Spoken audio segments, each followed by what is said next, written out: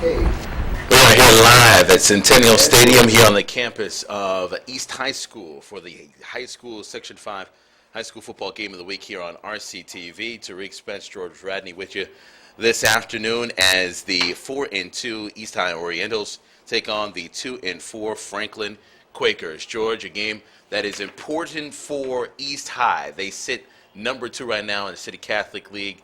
Only 2 losses on the year. One loss for McQuaid that happened on Friday night. So things getting quite interesting in City Catholic League here as things start to end out the regular season. Yes, indeed. This is definitely playoff ramifications today. It's a must-win situation for East. They win today, they get a nice seed going into the playoffs, and they are playing their best ball at the end of the season. We started last week with an outstanding performance, and you can see that they're starting to gel at the right time. Last week, you heard, of course, our broadcast of the game East High with a convincing win. Last week, Franklin, on the other hand, took the L against Marshall, 36-8. So, we will wait and see what happens here. Obviously, both teams wrapping up their regular season. We talked to East and their performance last week. They thought they could perform just a little bit better.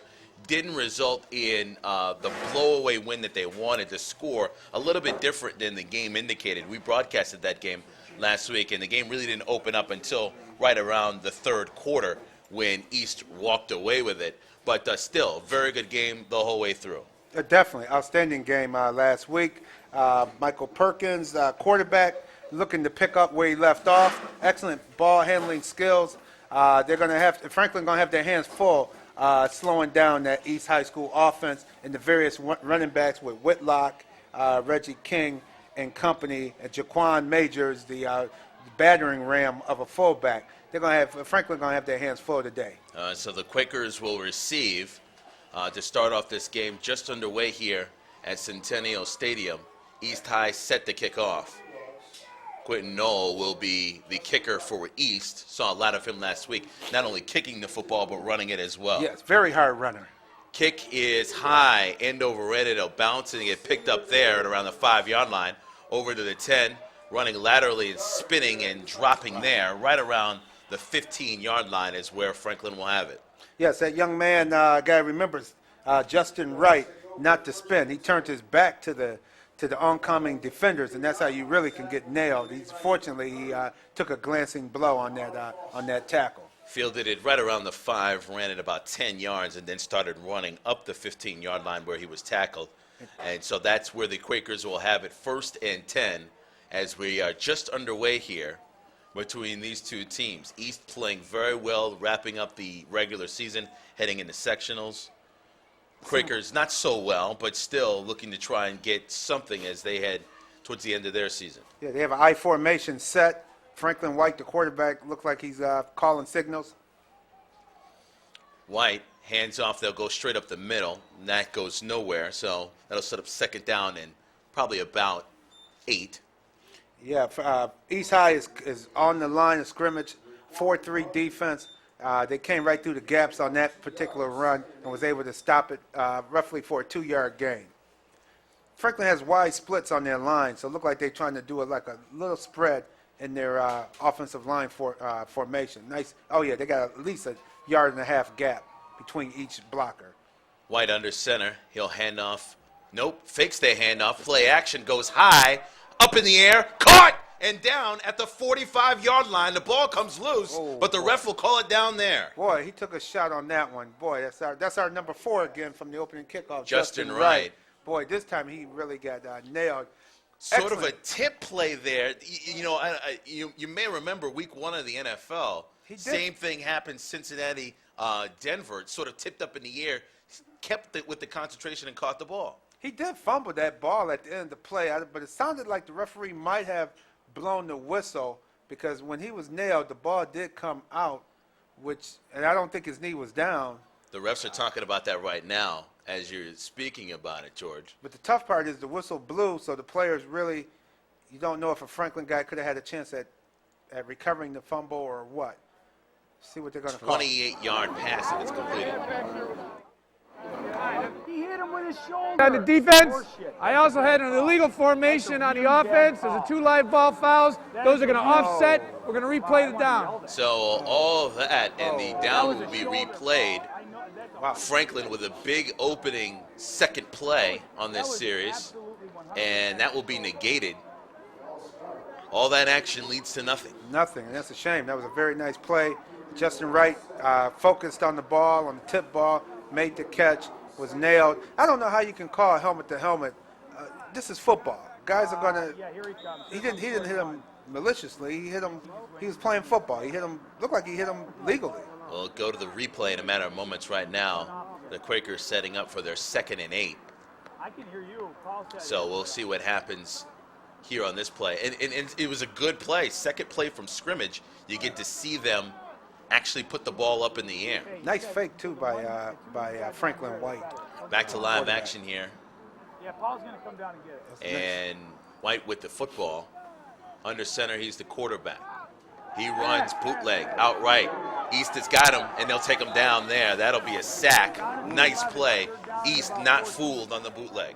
No, Poncho Barnwell with the tackle. Beautiful. He wasn't fooled at all. He was the defensive end on that side of the field. He just read the play and followed the quarterback on the rollout for a loss. So Franklin White on 3 plays has rolled out twice. The 28-yard completion was negated. He looked good in throwing that football. This time not able to get away from the East defense. Well, Franklin's 5'11", 180, and he looks every bit of that 5'11" under center. He has a nice arm. They're going to have to throw the ball in order for Franklin to win this game today. That'll set up 3rd down and 14. 9:52 left to go here in the first quarter. No score. East and Franklin. White looking. Throws. Has a man. Short. But he is nowhere near the first down marker. So Franklin going to punt here deep in their own territory. Yes, Joaquin Daughtry with the catch. Picked up a few yards. That was a nice safe pass to get them a few more yards in order for them to now punt. Look like they're going to still be punting from their end zone, but at least they won't be in the back of the end zone. They'll have room to have their regular punt formation. So it will look like a 3 and out for Franklin. That will turn the ball over to East for their first possession here in this football game. Jaquan Majors back to receive the punt. The punt is high, end over end. He'll field it at the 45. Lots of room to run. Majors across the 30. The ball looked like it was coming loose, but Majors is able to hold on to it. He'll get it down at the 35-yard line. Very nice run. Once again, he turned his back to the oncoming defenders. He should be still trying to go run forward and try to go ahead forward for as much as possible. Very dangerous when you're being tackled that you're turning your body, because what you're allowing the defenders to do is to try and hit the ball out of your hands. Exactly. And plus you could get hit where you obviously you're not able to see. You could get hit from an odd angle and just, really lay you out. So there's, you see Major turn there. If a helmet gets on that football, it could pop loose. Easily. East with the football. Perkins rolls to his right, has a receiver, connects it over the 20-yard line, down to the 15, near the 10. And they'll go down there right around the 10-yard line. That is a great play there by Reggie King. Yes, indeed. Reggie King, beautiful play. Beautiful pass. Beautiful ball fake. Fans are really enjoying it, too. I'm sure you can hear some of them in this crowd. Got a very nice, boisterous audience today. Michael Perkins, player of the week last week in the game for East, with his first play out of scrimmage, bootleg. You mentioned it last week. He's very good on the run and throwing the football. Yes, indeed. Perkins under center for the Orientals. He pitches it out to Majors. Majors makes his move behind the line of scrimmage and is stopped there by the Quaker defense. Nice play by Franklin. Gang tackling is the way to go. You have to, linebackers came over, everybody came off their blocks and was able to stop them for a little gain on that play. 8:15 left to go here in this first quarter. No score between East and Franklin. Thank you for joining us. Tariq Spence, Ed Radney with you. George Radney. Oh, George, I'm sorry. Yeah. I'm looking at the roster. I made you a player and a broadcaster. Yeah, you sure did. Oh, goodness. George Radney with us here as we get ready for the play from East. Whitlock. Whitlock, left side, runs into the Quaker defense down around the 5-yard line near the 4. Boy, Franklin did studied East's playbook because they're doing a better job of stopping the run so far on these power sweeps. That was a good way that they filled the gaps and was able to stop Whitlock for roughly a 1 or 2 yard gain, which was very good. So that'll set up third down at about 5 I think from the 5-yard line. Perkins going to have to put the ball in the air, I believe, on this play. He was very effective when they needed to go to the air last week. He gives it straight up the middle to the fullback, close to Nice run. the goal line. No touchdown. It'll set up fourth down at about 1, maybe 2. Yeah, Quanta Reynolds, boy, that was a nice run by him. Really pulled it. I thought they were going to pass, but they went right up the gut. Picked up. He's a wide body too, this Quanta Reynolds, and he picked up at least 2 yards. 4th and goal. Big play of the game already, early in this first quarter. First possession, looking to set the tone early. Look out for the bootleg here. Nope, straight up the middle to Whitlock. He stopped at the line, near the line. Are they going to call it a touchdown? They do. One of the refs has called it a touchdown. Brian Whitlock, 2-yard touchdown run on 4th and 2. Wow, the linebacker missed him at the line of scrimmage. He had him dead to right. Had him put his arms around him to wrap him up, but couldn't hold on to him, and he made his way into the end zone. So Brian Whitlock has put the Orientals up 6-0 here. 6:36 left to go here in the first quarter on their first possession.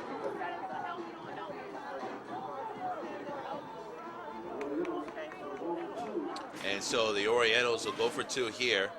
Perkins, hands off. Nope. Nice fake, and he goes straight into the corner for the 2-point conversion. Boy, he looks good when he is doing play action. Yeah, he's at his best in the play action mode. Very nice play calling and execution by Michael Perkins and the East Orientals. So it is an 8-0 East lead, 6:36 left to go here in this first quarter, and the Orientals are the first to score here. We'll be back. You're watching the high school football game of the week here on RCTV, channel 15.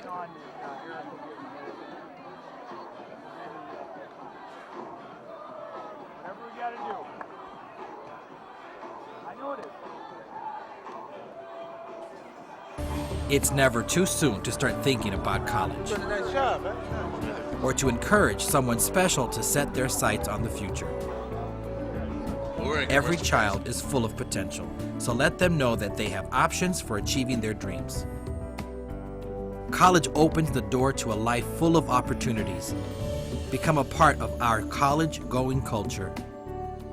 Consider college as a choice for your future and the future of those you care about. The Board of Education non-teaching employees, members of Bente, Local 2419, are the support staff that support students. Nearly 1,500 employees providing the care and basic necessities for your children. Back here to live action Centennial Stadium, East with an 8-0 lead. Franklin now with the football, making the move across the 25-yard line near the 30 is where the Quakers are going to have it. Nice run back there for Justin Wright. Yeah, Justin just needed one block. Looked like he could have been sprung over here to the closer to the sideline. Nice return by the young man. So Reed, the senior running, the senior running back, and White, the senior quarterback, will head back out for the Quakers. Franklin trailing 8-0 after East's first possession results in a 2-yard touchdown run by Brian Whitlock. 2-point conversion, bootleg play. Michael Perkins in, 8-0 East. Handoff, left side. Quakers will try that area against the Orientals defense, and defense comes up, cuts them off right there at the line of scrimmage. Little to no gain. As a matter of fact, maybe a yard. Maybe a yard. The sweep was well executed, but the defense overplayed it and was able to make the play. They really jumped into the backfield and was able to stop them for a little gain. Raquan Daughtry with the 1-yard rush that'll set up second down and 9 from the 31-yard line. Just under 6 minutes left to go here in this first quarter. Yeah, East linebacking crew is quite quick. Very fast linebackers. White under center. 3 tailbacks. He'll roll out to his right. East is smelling it. He throws it up anyway. And the refs going to call that incomplete pass as Justin Wright was looking for a penalty. Said he was bumped before he could get to the ball. He definitely was, but the ball was thrown. The defensive man was making a play on the ball, so he went through the receiver on that particular play, which it was a good play, good aggressive play by number 21, Calvin Bain. Franklin doing a lot of bootleg, a lot of rolling out for pass plays, over to the air a lot. Their protection doesn't look too sturdy, so he has to roll out to buy himself some time to get the ball down the field. So, 3rd down and 9. Franklin, 31-yard line. The snap, roll out to the right. White looks high, gets the receiver. Nice Is he play. staying in bounds? Yes, he Yeah, does. he That's does. a good catch by Justin Wright. And White to right. And it results in a 1st down. that was a very nice throw by White. He had to loft it over the defensive back's head, so he just got it over his outstretched arms to get it to his As receiver. soon as he gets the football, he's rolling somewhere. Look at that touch. Nice touch on the ball. Plenty of time to get there. Receiver knows exactly where the out-of-bounds line is and gets his 2 feet in, 1 feet in. Because the linebacker on that side, Pancho Barnwell, played it perfectly, but it took a perfect throw from White to make that completion. Franklin White under center to pitch it out. Left side, running back caught behind the line of scrimmage. And what looked like was going to be about a 5-yard loss turns into about a 2 to 3 yard gain Nice for Daughtry. Daughtry ran hard to get back to the line and pick up some yardage on that play. He was bumped way behind the line of scrimmage. I thought to myself, this is going to be at least a 5-yard loss. Daughtry never came up. You move upfield, you run north-south. Good things are going to happen. Yes, Franklin may need to consider a draw play or a screen because East is overreacting to everything so far. Just under 5 minutes, ball at the 49-yard line. Franklin in East territory, back up the middle. Daughtry left side. He's got the 1st down and more. He's over the 35, down to the 30, 20. He could go all the way 10, 5, touchdown. Nice move. Touchdown, Daughtry. That's kind of what I was talking about. It was almost like a delayed draw play. Which, man, the corners came in and he just went right up the middle and was no one there. Linebackers had already were already into the backfield. Raekwon Daughtry did all the work. Once he broke the line of scrimmage, that was it. Off to the races. Touchdown. Around that 20-yard line, he made a cut to buy himself that outside corner, and that was it. 49-yard touchdown run for the Franklin Quakers. Raekwon Daughtry, the senior running back. Boy, was that fun to watch. Yes, it was. We have an East player down on the far sideline. He looked like he was trying to make the play, and looked like he might have a cramp or something with his leg there. He went to try to make the play and tried to dive for him and couldn't reach him. So let's go to the replay. We'll see the touchdown run here. Well, I can tell you this. The I ball saw just it. handed straight up the middle. You talked about a draw, Notice how the linebackers were already in the backfield, and they just went right up the middle. but you talked about a draw. Exactly what they drew up. The overcommitment by the East defense led to the touchdown. Definitely. It was obvious the Franklin coaches saw the same thing that I was seeing over here, and they went with a draw play, and it cashed dividends. 49-yard touchdown run, and now they're still checking on the East player, who is down. 4:38 left to go here in this first quarter. So far, we've had some excitement Yes, here. we have. Yes, we have. East, with their first possession, they score. 2-yard touchdown run by Brian Whitlock. 6-0 was the score there. 2-point conversion Coming up. on Michael Perkins. That led East 8-0. We'll take a commercial break, come back here, find out what's going on. 4:38 left to go, first quarter. 8-0, 8-6 lead East over Franklin. Franklin still has the 2-point conversion coming up. We'll be right back with more Section 5 Football's Game of the Week here on RCTV, Channel 15. What, ankle, leg, some type of leg injury he has? Who is? Can you see who it is?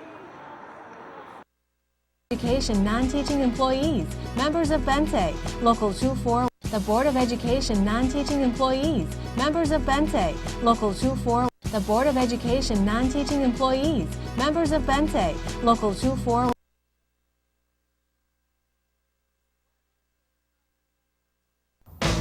You want a lot out of life.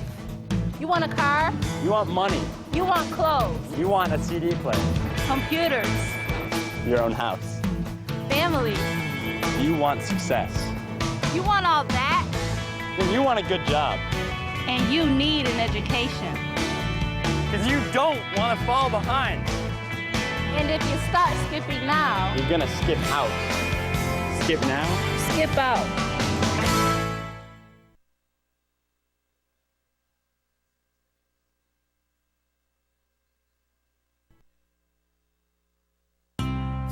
Enrolling my daughter in pre-K in Rochester is a big decision, and whenever I have one of those, I make two lists. She'll be more ready for school. She'll learn and have fun, and she'll be more likely to graduate high school. And it's free. The choice is clear. The path to high school and college success begins even before your child enters kindergarten.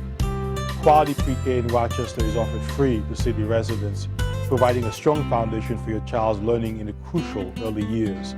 Rochester's pre-K programs are rated the best in the nation, and there's one near you. Children enrolled in quality pre-K are more likely to stay in school, stay on the right path, and graduate from high school. Call 262-8140 and enroll your child in pre-K in Rochester today. Register your 4-year-old today because the road to college and beyond starts now. Pre-K in Rochester. It's a smart way to start. The cost of studying for tomorrow's test? Nothing. The cost of writing a paper about something you're really interested in? Nothing. The cost of sleeping in class? Your future. So remember, trying your best doesn't cost a cent, but no effort may cost you everything. It's your education, so treat it like you need it. The cost of reading a good book? Nothing. The cost of paying attention in class? Nothing. The cost of not doing your homework? Your future. So remember, trying your best doesn't cost a cent, but no effort may cost you everything. It's your education, so treat it like you need it. Cost of paint, $25.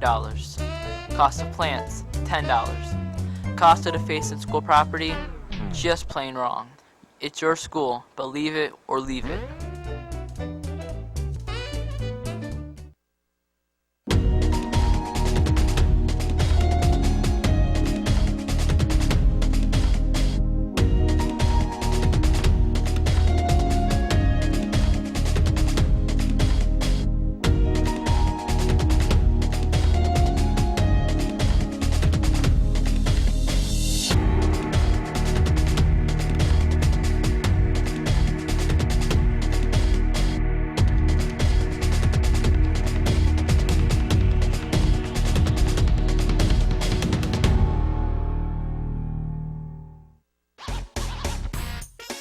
We're the officers of Rochester Student Leadership Congress. Our focus this year is on community service, and we invite you to join us. We're planning activities that will benefit others in our community and show that Rochester students can make a difference. And we're going to have fun at the same time. Sound interesting? Then join the Student Leadership Congress. Why just be a student? When you can be a student leader.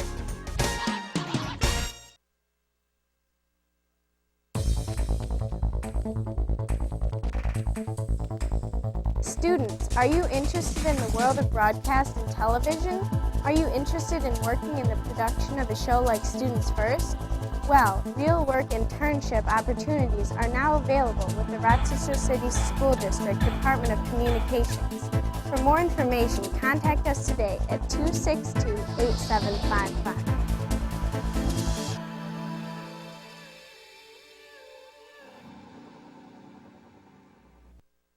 Even though schools are set up to be safe environments for learning, it is important to remember that you must get there first. Students, if you walk to school each day, please make sure to observe the traffic signs around you. Remember to only cross roads when it is safe to do so and only when the walk sign is lit. Parents, by walking your children to school, you know they will arrive there safely each morning. We also know that finding time to walk your child each morning may not always be an option. So students, rather than walking alone, walk together in groups of 2 or more to school. That's more eyes watching for traffic around you and keeping you safe. And lastly, parents, if you drop your child off to school each morning by vehicle, be sure to wait a few moments to make sure your child enters the building before leaving. That's peace of mind for you. Get your child inside and ready to learn, and really let your child know you care. These are just a few tips to get you to school safe, brought to you by the Rochester City School District. right, we're back here in live Centennial Stadium. Here's the touchdown run just moments ago. And as you can see, we're watching number 61. And he comes out of the frame there for a second. Sort of got tripped up by a couple players. Yeah. And there goes the touchdown. In for the touchdown is Raekwon Daughtry. Yeah, that was a 49-yard touchdown run. But the reason why we said keep your eye on 61 is because he is now down and being attended to by medical staff. So hopefully he's okay. We don't know the extent of the injury. But it looks like it could be a lower leg injury. Sometimes it could look like he tripped over the over one of his down teammates. It looked like it was. If we can go back to the replay, you can see there's a couple of players near him. I think what he was trying to do was avoid one player and couldn't avoid the second player, and that resulted in the injury. It happens. It's football. Yeah. It doesn't look like a play where someone was in, but that's funny things happen, unfortunately. Yeah. And it looked like he's getting good medical care by Real Metro. Yeah, they're on the field right now. They'll be taking care of him, but it is just one of those things that happens where you've got a lot of people running at top speed near you. You're going to trip each other up. It's going to happen. Exactly. Tariq Spence, George Radney with you here at Centennial Stadium. 4:38 left to go here in this first quarter. And that's Robert Watkins. He's down. His mom is over there, so it looked like she's okay. So it doesn't look to be very serious. Obviously, it's serious, but something that's going to obviously result in a trip to the hospital, but not too serious. So hopefully he'll be okay. Exactly. And he's a good portion of the team is sort of huddled, was around him at one point. They are now back near the sideline. Exactly. Both teams got to get loose again. I see Franklin bouncing around, which you should be doing to stay loose during this long extended timeout. Because it is a cold day out there. You want to keep your muscles stretched and be ready once the referee gives a signal to start up again. And when we start up, it'll be the 2-point conversion. What we're seeing now is slowly people are coming in. It'll be sort of right when we start up again, sort of that 2-point conversion, and we'll get to it as we're sort of a quarter left here in this first quarter. People slowly trickling in, nowhere near the numbers of last week, which was homecoming here at East High School at Centennial Stadium. We'll go back to the replay now. Here we go once again. And here, as you can see, the ball left side. Now, at this point, you're seeing he's chasing the defender. He tries to get out of the way of one and then trips over another. And it looks like it was a Franklin player that he tripped over in trying to avoid his teammate at the time. So it looked like he might have just landed on that ankle or foot wrong. The kid just came down in a bad position. The medical staff tending to him right now. This is not like the old days. I tell you, I played at Canisius High School back in the 70s. I got blindsided on a punt return. And, man, I was laid out there. And they came out with a wooden board to come out there and get me. I was like, oh, man. I said, I got to get out. Did they roll you over they were and then continue to play football, or was it? When I saw them come out with that wooden board, I said, no, I can get up, guys. So I got up and made my way. I was woozy from the blindside hit on the punt return. Made it back. But nowadays, to make a long story short, Tim Arden is our head referee today, Tim Arden. But one thing with today's medical care is that there's a lot of care out there today. It's a lot more. It's not like the old days. It's taken a lot more serious. Yes, it is. Because of, over time, you've seen young people get hurt and not enough care for young people. And they're kids. Yeah, they're kids. You got to take care of them. Yeah. And that's the number one priority. Exactly. And that's the issue, as opposed to the good old days. You talk about the good old days. They also had a time before your time where they played leather helmets, right? Which was we would never have. Right. When, guys, they just kept guys in the game. You just kept playing. Rotating them around. It wasn't like today. And now, the top of the line, everything is, which is why this is taking a long time. You're not going to rush this. No. Make sure that this young man gets the proper care that he needs to make sure that he's okay. And we're just getting some medical information now. We'll get more later, but it seems as if it's the right knee that is the issue. Okay. And hopefully everything will be okay. Yeah, those are tough injuries. He can rehab it, get some rehab going after he gets his medical treatment today, and the young man hopefully be able to return. And this is to be He's a fair, senior not too, from so the this is- not from the medical staff. This is just what replay has been shown Yes. as what could be the injury. As some of the staff now walking back to the sidelines, and they're going to take care of young that. Mr. Watkins, and make sure everything's okay. Exactly. Definitely get this young man going again. And But we were talking before about injuries and coaching, and in a sport like football, you're going to have injuries. These things are going to happen. Sometimes there are things in which you can't avoid it. Everybody wants to avoid them. Everybody wants everybody to go home, walk home at the end of the day. Get some rest, get some ice. Right. And that be the end of it. But sometimes it doesn't work out that way, and Exactly. you have situations in which you need to have the medical staff here. Medical staff. And that's why responding they're very here at every game. Yeah. Every game throughout the county now, basketball, soccer, no matter what. Because you're seeing injuries in everything. Soccer, and now that teams playing on this AstroTurf, you're seeing even more leg injuries and things of that nature. So it's great to have the medical support that we have at the games. So he is being put into the hospital. Yeah, his knee, his leg, looked like his right leg is wrapped tightly there. Looked like an ankle or a knee injury And the young man has. Our thoughts and prayers go out to him and his family, and friends, and teammates who obviously are now going over to support him now. Exactly. I'm sure will be taking a trip to make sure he's okay after the game. Oh, I'm sure they will. They'll definitely go see about him. And that's good sport. I mean, that's a fellow teammate that's down, as you can see. Some of the Franklin players warming up, but there are a lot of East players who are currently on the field over by the ambulance to talk to their teammate, make sure that he's okay, and let them know that they're going to continue to play for him. Absolutely. And luckily, his mom is here today on senior day. Unfortunate incident, but we're back. We look like we should be starting up shortly. So we'll take one more quick break in a matter of moments. We'll be right back. You're watching Section 5 High School Football's Game of the Week here on RCTV, Channel 15.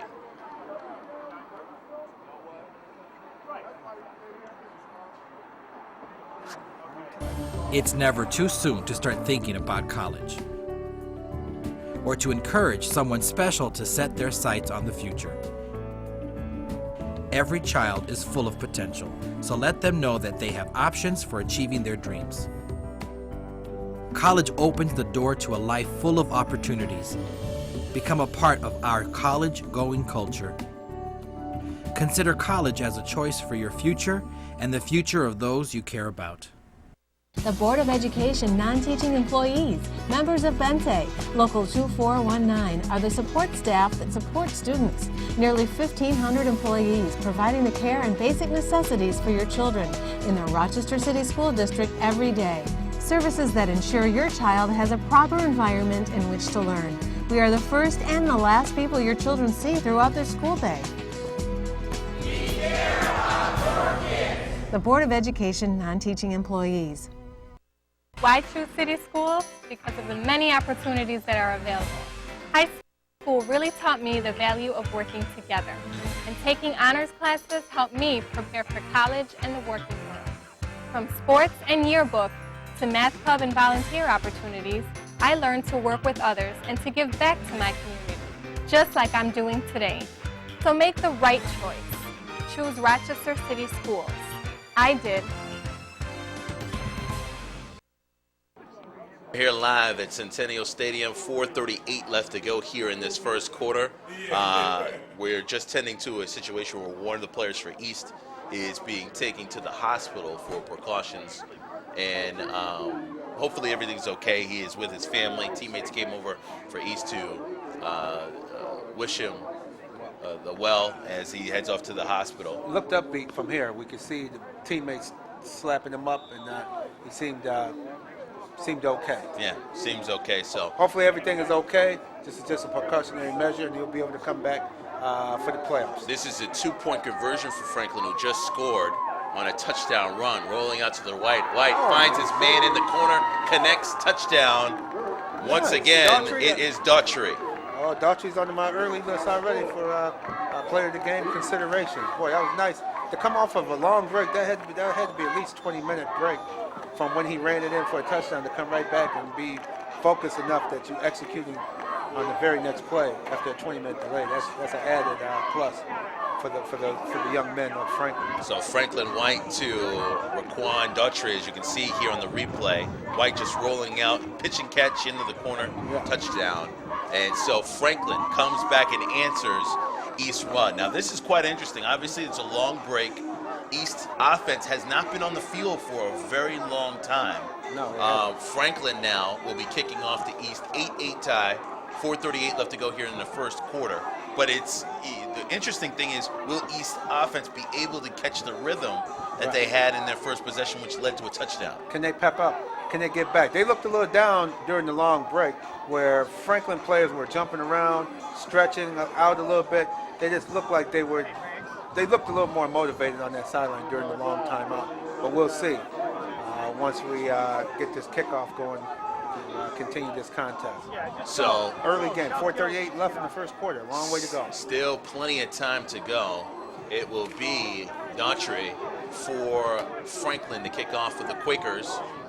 And back to receive the punt is Jaquan Majors and John Wood. It goes to Majors. He lets it go into the end zone, and that will be a touchback, 20-yard line. And so that's where the Orientals will have their first play here. Actually, it's their second series of the game, but the first time they touched the ball in over 20 minutes after the long break for the injured East High player. Yes, indeed. Let's see how they react to the long delay. Franklin, to me, right now has a little bit more bounce in their legs. And let's see how East comes out. Now East has to come out and attack. East High quarterback Michael Perkins under center. He calls out, hands off, straight up the middle, going right side. And off of the right side is Whitlock. Whitlock blew by a few tacklers and is close to a first down near the 30-yard line. It looks like it'll be about a yard short. Nice run by Whitlock. Nice. Followed his blocking and picked up as much as he could on that run. Whitlock sort of got lost in the crowd. I thought for a moment the Quakers had him at least at around the 22-yard line. He bounces out to the right side and collects 7 more yards. I think we might have a penalty on the play. Looks like it might have been a flag down. And that's on the far end of the side field. Of the field, yes. Oh, personal foul on East. And so that will negate the big run there by Whitlock. So East will go backwards as opposed to forward. Must have happened at the tail end of the play. Because it looked like they're marking it from they're marking it from where he gained. So it must have happened right at the end of the play. Yeah, it was a dead ball, and they bring the dead ball, so they marched it back from the foul. So the late hit on the sideline by East cost them 10 yards. And so that'll push them back, or at least a few yards. Look like a first and 15. So it'll be about first and 15 now, and another penalty. So the long delay here has got East with 2 penalties. Dead ball foul, encroachment on the defense. No, that's going to be on Franklin. So Franklin picks up a penalty of their own. Yes. Franklin looks a little eager there. They look like the nose guard there, 74. Looked like he was very eager, wanted to get in there. 75. Looked like he was ready to make a play there. Well, I mean, he might have saw something. Yeah, he might have saw exactly what play they were running, got a little bit anxious. It happens. 4:27 left to go. Tie game at 8. East with the football. Ball up the middle, and that will close up quickly. Quakers defend it extremely quickly. Nice defense there. Nice defensive play. Right up the middle for number 44. And Sheldon Lifford was right there to come in and make the tackle. He's a defensive end. He came in hard to help bring down Quintel Reynolds. So Reynolds with a few yards there. That'll set up second down and 8 from the 22-yard line. Ball given to Whitlock. He waits for his block. He gets it and runs right over a few Quakers and is close to around the 30-yard line. I'm impressed with Sheldon Litford, the defensive end, number 5 for Franklin. He played that perfectly. He fought off 2 blocks, actually, to still turn it back inside, and he also ended up helping make the tackle as well. So he did 3 outstanding plays on that one play. Very nice. They marked him down, not where he ended up, but where his knee went down, which was around the 26-yard line. 3rd down and 4. Perkins looking to pass, connects, completes. One man to beat. It's off to the races. Over the 50, 40, 30, 20. Guess who's going in for pay dirt? Touchdown! Touchdown! East High School, big play. Louis Serrano, touchdown. His family very excited. They're right below us here. He jumped right up on that when he took off and had that 5-step lead on the Franklin defense. Poor tackling by the Louis Serrano, touchdown, senior day. Yes, indeed. His first touchdown is a big one, and we'll go to the replay in a minute. 2-point conversion for East coming up in a few seconds. So we'll go to the replay. Here you see Perkins finds Serrano. Serrano loses his man, and then it's off to the races. He makes one dink move, and that's it. Safety really blew that. Safety should have held him. That's all the way in, touchdown. Nice run. Here on the 2-point conversion is good. So Michael Perkins yet again converts on 2 points. So East High, 2 possessions, 2 touchdowns. Yeah. And really in quick fashion, too. That was very quick. The safety should have made that tackle on that play to hold Serrano to the first down. Instead, he gave up the touchdown instead. That is a huge play. Michael Perkins. You know what's interesting is Perkins threw it high enough. Serrano made the right move on the player. The defensive player adjusting to it. And then after the play, running with the football. One juke move, especially in high school football, in open field, can result in a touchdown. Exactly what happened. And that's just what happened. The man took off, and then Serrano made a beautiful move, and he was gone. He had some speed as well. So, and Michael Perkins on the 2-point conversion, beautiful ball fake, and he ran it and took it himself. So it is now a 16-8 lead for the Orientals. 3:02 left to go here in this first quarter. I tell you, we could get up into the 30s before this is all said and done. We keep this place going. It could be quite a shootout here at Centennial Stadium. We still got 3:02 left to go here in the first. Now it's scoring. Now it's Franklin's turn. We're going to have to see what Mr. White and company. Quentin Knowles, kickoff, fielded at around the 20-yard line, 25. Down near the 30-yard line, and that's where the Quakers are going to have it. Once again, Justin Wright with the return. Jason Williams, number 20 for East. Boy, he lowered the boom on him. Gave a nice hit. That's how you hit someone on the kickoff. I mean, you make sure they go down, and that's what he did. Put a nice tackle. So it is a 16-8 lead, East over visiting Franklin here at Centennial Stadium, the campus of East High School. Tariq Spence, George Radney with you here on RCTV, Channel 15's High School Football Game of the Week. It's just under 3 minutes left to go here in the first quarter. White, pitch out, left side to right. Left side. If he gets by those blockers, he would have been gone over the 40-yard line, down near the 45. Great run there by Wright. Yeah, excellent blocking. Franklin, I tell you, ever since they scored, they have a jump in their step, and you can see it. They're coming off the ball. Everybody blocked their man on that play, and Wright was able to turn the corner and pick up the first down. So 2:40 left to go here first quarter. Franklin running the football, throwing the football, giving East everything they can handle here on this 4-4 defense that they run. White, handoff, up the middle, couple of moves, down, near the 50-yard line, about 2 yards short of it, so about the 48-yard line, 1 yard short of it either way. Franklin's finding success up the middle. They're coming off the ball hard, and they're definitely they're making room up the middle for their runners.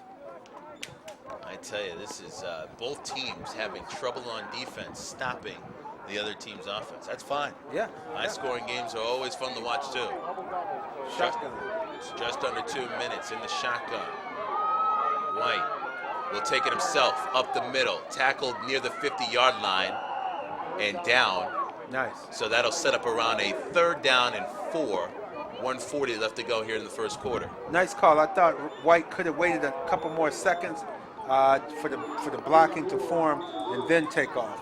But he still was able to make positive yardage on that play. And once again, they're going up the middle.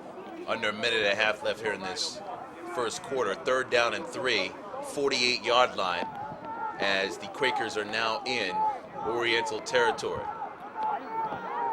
Franklin White under center. 2 runners in the backfield. He tosses it out left side, or excuse me, right side, and they'll get over the line of scrimmage. That'll set up around a 4th down and about 2, maybe 3. I think they might be able to go for this before the period is over. I would run it up the middle because they're having big success up the middle.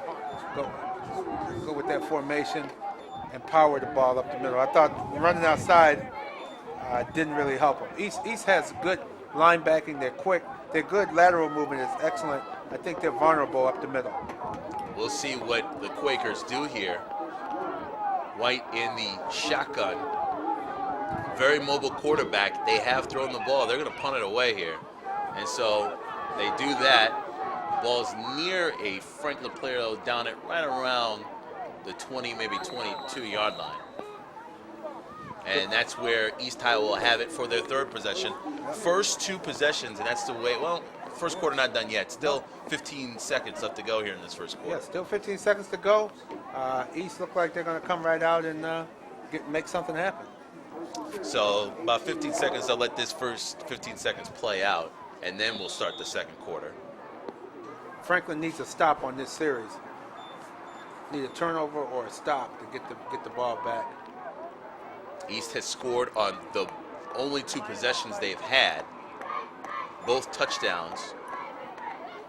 And there's a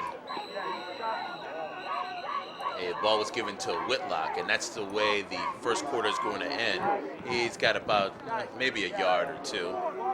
And so that will end the first quarter. 16-8, East High School's Orientals over Franklin's Quakers. That's just the first quarter. We'll be back with second quarter action coming up next. You're watching the Section 5 High School Football Game of the Week on RCT.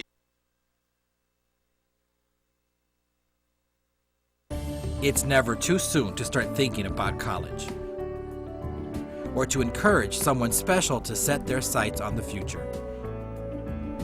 Every child is full of potential, so let them know that they have options for achieving their dreams. College opens the door to a life full of opportunities. Become a part of our college-going culture. Consider college as a choice for your future and the future of those you care about. The Board of Education non-teaching employees, members of Bente, Local 2419, are the support staff that support students. Nearly 1,500 employees providing the care and basic necessities for your children in the Rochester City School District every day. Services that ensure your child has a proper environment in which to learn. We are the first and the last people your children see throughout their school day. We care about your kids. The Board of Education non-teaching employees. Why choose city schools? Because of the many opportunities that are available. High school really taught me the value. Back here live, Centennial Stadium, 16-8. East with the football. Whitlock making some moves. Near midfield. Bounces off of a few tacklers. 40-yard line. Stays in bounds. 50. Down to the 45-yard line. Brian Whitlock with a first down and more. Beautiful run. Beautiful run by Brian Whitlock. Hey, Franklin got to stop playing tag football. This is tackle. man, those guys on Franklin was just pity patting instead of wrapping them up. Let's go to the replay. Whitlock just runs Number 4 west right there. for a should've little had bit. it. He's going This east guy and no, I run into a player. Let's go west a little bit. This guy here. That's And another. let's go north. He's playing flag football. He's not playing tackle. Finally out of bounds at around the 44-yard line. 1st and 10. Whitlock almost lost the football, held on to it. Franklin in the backfield. Yeah, 68, Anthony Coachman. Now, Anthony Coachman was playing tackle on that play. That's what you do. You wrap him up with both arms and bring your man to the ground. None of that pity pat stuff. We'll look at the replay in a matter of moments and see the good defensive play. And back to live action. 11:15 left to go here in the first half. East with it, right up the middle, bouncing off tacklers and close to a first down. Number 20, Jason Williams. And I tell you, East is running right up the gut on Franklin. Yeah, both teams are having success running up the middle. And Franklin has to, their defensive backs have to do a better job of tackling. Their defensive line seems to be doing a good job, but their cornerbacks, safeties, they have to do a better job of coming up and making the play. 10:44, and there's going to be, that's going to be on a ref. Ref wants to stop the play here. And head referee is Tim Harden, and he will start the clock back up again. 10:36 left to go here in the first half. East running with the football once again, back up the middle. Williams again, a first down. So in 3rd and 1, Williams gets the ball again, first down. We have a man down for Franklin. He was trying to make it over into the play. Looked like he has like a cramp or something with his leg. Can't see him there. He was trying to get in on the play, and yeah, that's what I was saying earlier. In this cold weather, you gotta be jumping up and down. You gotta keep moving. You can't stand around for too long during timeouts and injury timeouts and things of that nature. You gotta be moving, keep it moving, keep your body warm and those muscles warm in order to play out there today. We've already had a serious injury on East side earlier on in the first quarter, in case you're joining us, and now a Franklin player down. And so now both East and Franklin officials and coaches all out and around the 20-yard line to check on the Franklin player. Not sure who it is yet. It's a cold day out there. You gotta get yourself ready mentally and physically. And some of these Franklin linebackers and cornerbacks gotta come up and be mentally, hey, it's cold, you gotta hit somebody today. You can't try and grab someone to bring them down. You gotta wrap them up, put the helmet into the shoulder into them to bring them down. Right now, the East offense looks as good as it's ever been. We saw this team play last week, and they are running the football, they are throwing the football, clicking on all cylinders offensively. Exactly what you want heading into sectionals. Yeah. So you want to field out a team when you first get your team in for their first football game. You don't know what you got until you hit. Exactly. Until you smack. Exactly. Towards the middle of the season, you start to realize what you got, but you're hoping that it gels enough to, by the time you get to the end of the season, you want that momentum. And it seems right now that East is getting their offense go together. Yes, they are. They're coming together. They're gelling at the right time. So I think they'll be ready once the sectionals begin next week. See where they be placed at.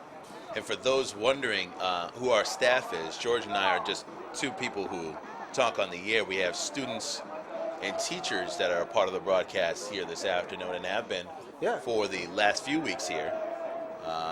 So students running some of the equipment here along with staff from the city school district. It's just great. It's a learning experience. It's a learning experience for everybody. If you want to get into journalism, you want to get into writing, teaching, no matter what the case may be, now there's opportunity. You can learn here on the high school level, take what you learn here on to college, be able to get into journalism. Who knows, that young lady we just saw with the camera, she may be on ESPN or CNN or somewhere down the road and say, hey, remember her? She used to work in high school. Shoot our games. Shoot our games. It's good. It's a good experience too for young people out there. There's a lot of different things that can be a part of, and this is outside of the classrooms, just like a football game. Outside of the classroom, you're picking up a lot in football. People who are a part of the broadcast this afternoon are picking up a lot of production skills, ideas, and skills that take them into the future. And Tariq, I'm sure if the parents are watching the game today, hey,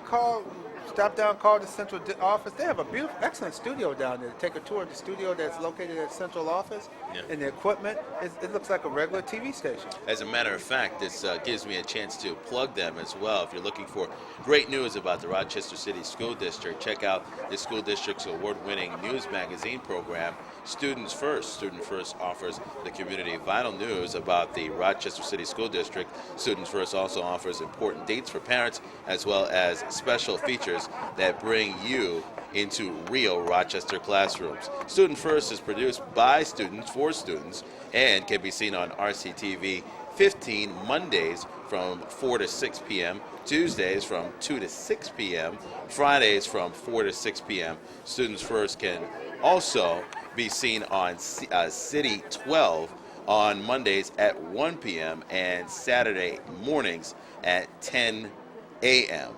Tune in and watch the great things taking place in city schools. Exactly. There's a lot going on, and that's what we need, more parents' involvement. I'm glad to see a lot of parents out here today watching their kids, bringing their other children and siblings and friends to the game to enjoy a good football game today. It is a nice fall day, and in the Rochester area, you're going to get summer, nice little brief, sort of Indian summer where you're going to get a mixture of two, and then you get fall. Exactly. That's exactly what happens here in Western New York. Yeah, look at the beautiful shot. That's a nice picture right there. They shot Of the foliage, fall foliage going on right now here in the community. And also, just to take a quick moment while we do have this breaking action to mention to everybody that we lost a great Rochester icon this weekend, Mr. Millis Griffin Jr., yes. owner of Modernistic Barbershop over on Jefferson Avenue. Member of the Jefferson Avenue Business Association. I know he gave money to Pop Warner, gave money to a lot of organizations. Some of these kids who we seeing out here play today probably came through the Pop Warner program that he was one of the sponsors of. So we definitely will miss him in the community. Yeah, definitely a loss within our Rochester community. Been hit hard this year with a lot of, isn't it? Wow, sure we're getting old. A lot of people who have been influences for some of the leaders that are still in our area today.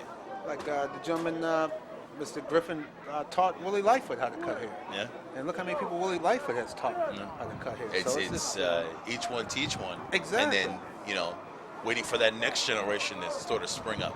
Yeah, you see shops open, more and more shops opening up, like Quick's Main Event. You see people like that, and Colin over there, and Quick, and the whole game. I mean, it just, we say teach one. Each one teach one, yeah. Exactly. And then, teach them well, teach them good.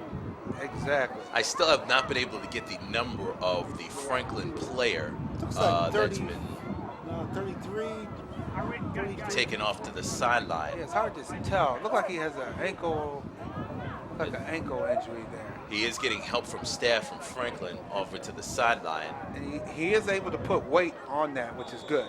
That's a good sign that he's able to put weight on the ankle. Back to live action. 10:22 left to go here in this first half. East with a 16-8 lead over Franklin in the football. Up the middle, once again to Williams. He'll get a few yards there, close to the 20-yard line, and up over it. Gary Johnson, number 54 for Franklin, he got to wrap up. He was in the backfield, he had him dead to right, and he got by him because he didn't wrap up. Franklin guys, I noticed they're going to have to do a much better job of wrapping up, or else they're going to give up touchdowns the entire day. That'll set up around second down, about 4 or 5. 9:45 left to go here in the first half. 16-8 lead, East over Franklin. Perkins under center. Fakes it. He rolls out to his right. They're waiting for him. Gets by his man and gets to the outside, out of bounds, near the 10-yard line. That's just a good play by Michael Perkins. Outstanding play. Number 11, Ronnie Feliciano, he should have had that play dead to right. He had him stop, and he just put a fake on him. Man, what kind of move? Let's see this movie. Good move here. Now here, it seems as if Franklin sniffs him out. Makes a juke move out to the right side. That's it. Yeah, Feliciano made a nice play to begin with. He just didn't make the tackle. Handoff, left side. Williams over near the goal line, tripped up before he got there. No indication of touchdown. And that'll set up a second down and about a yard. About a yard to go. Second and goal from what appears to be the 2-yard line. Look like it could be a first down, Tariq. Look like so they're going to actually measure for a first down.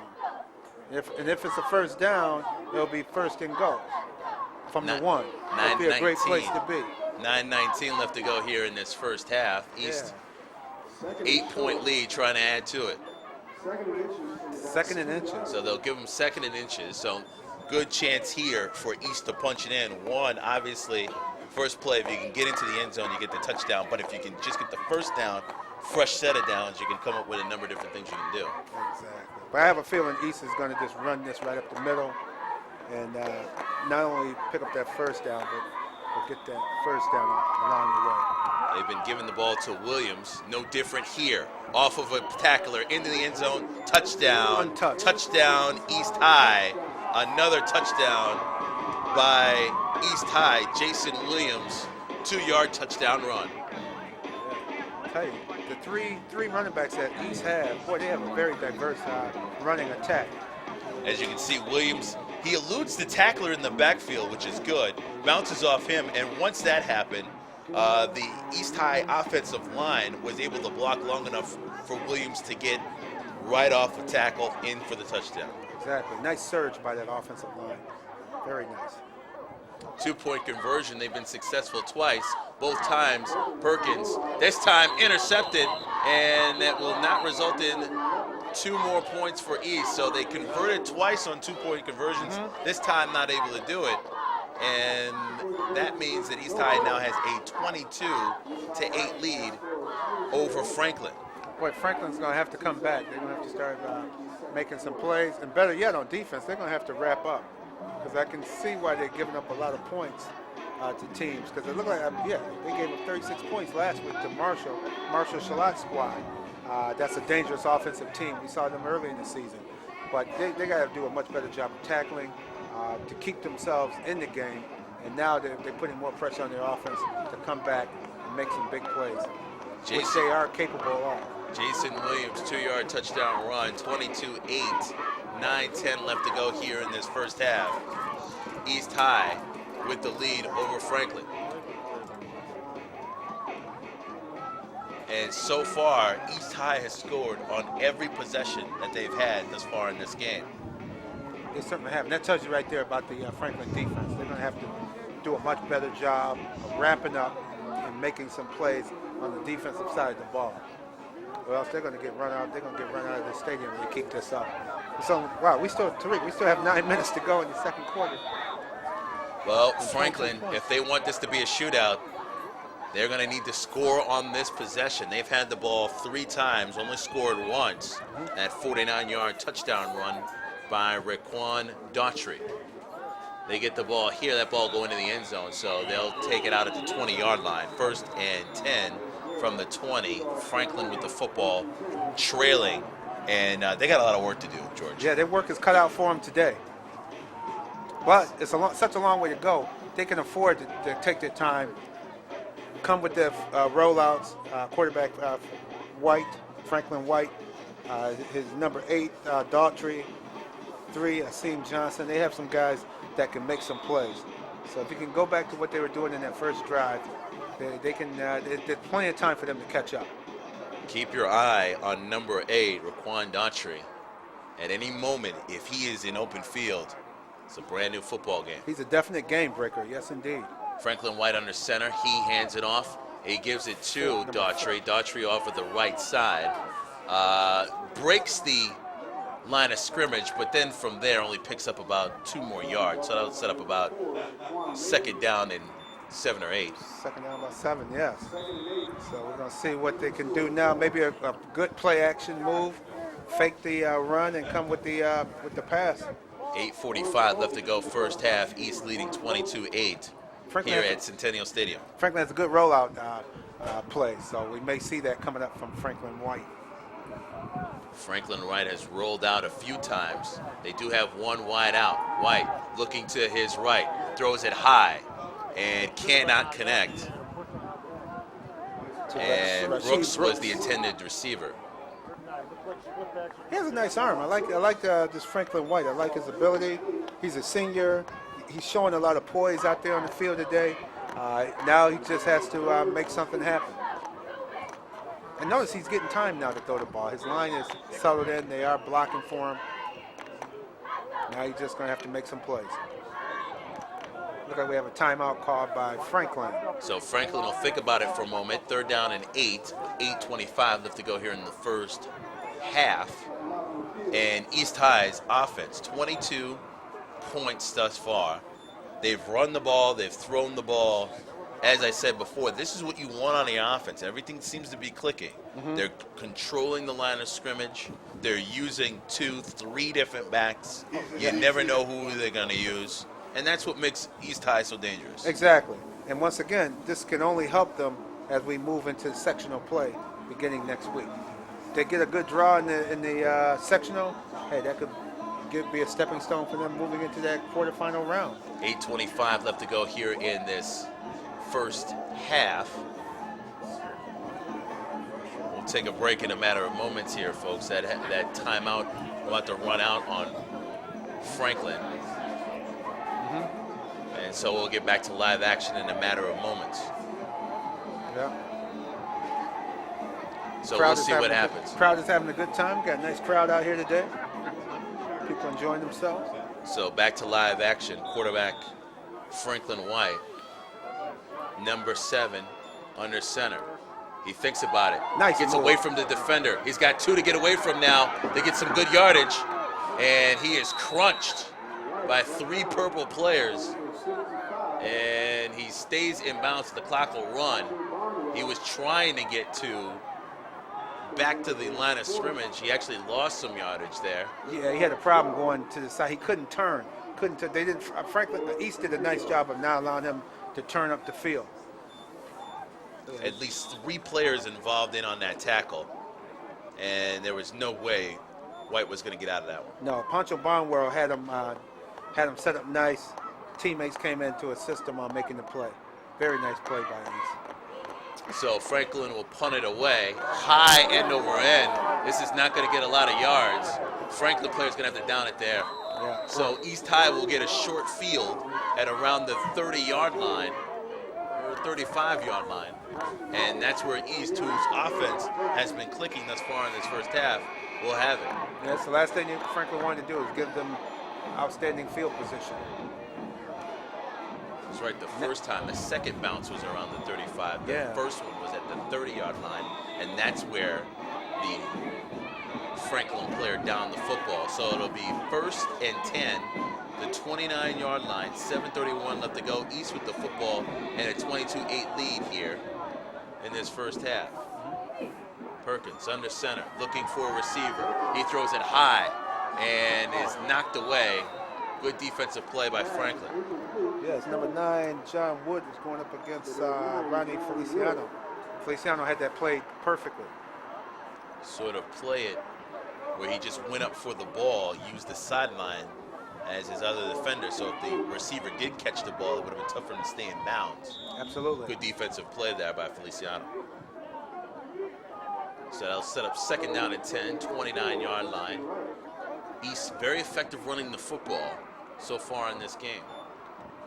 Perkins swings it out. Whitlock, left side, trying to get around the end. He does. Down to the 20, 15, 10, 5. Touchdown. Touchdown, East High. Brian Whitlock, 29-yard touchdown run. That's where that track skills come into effect.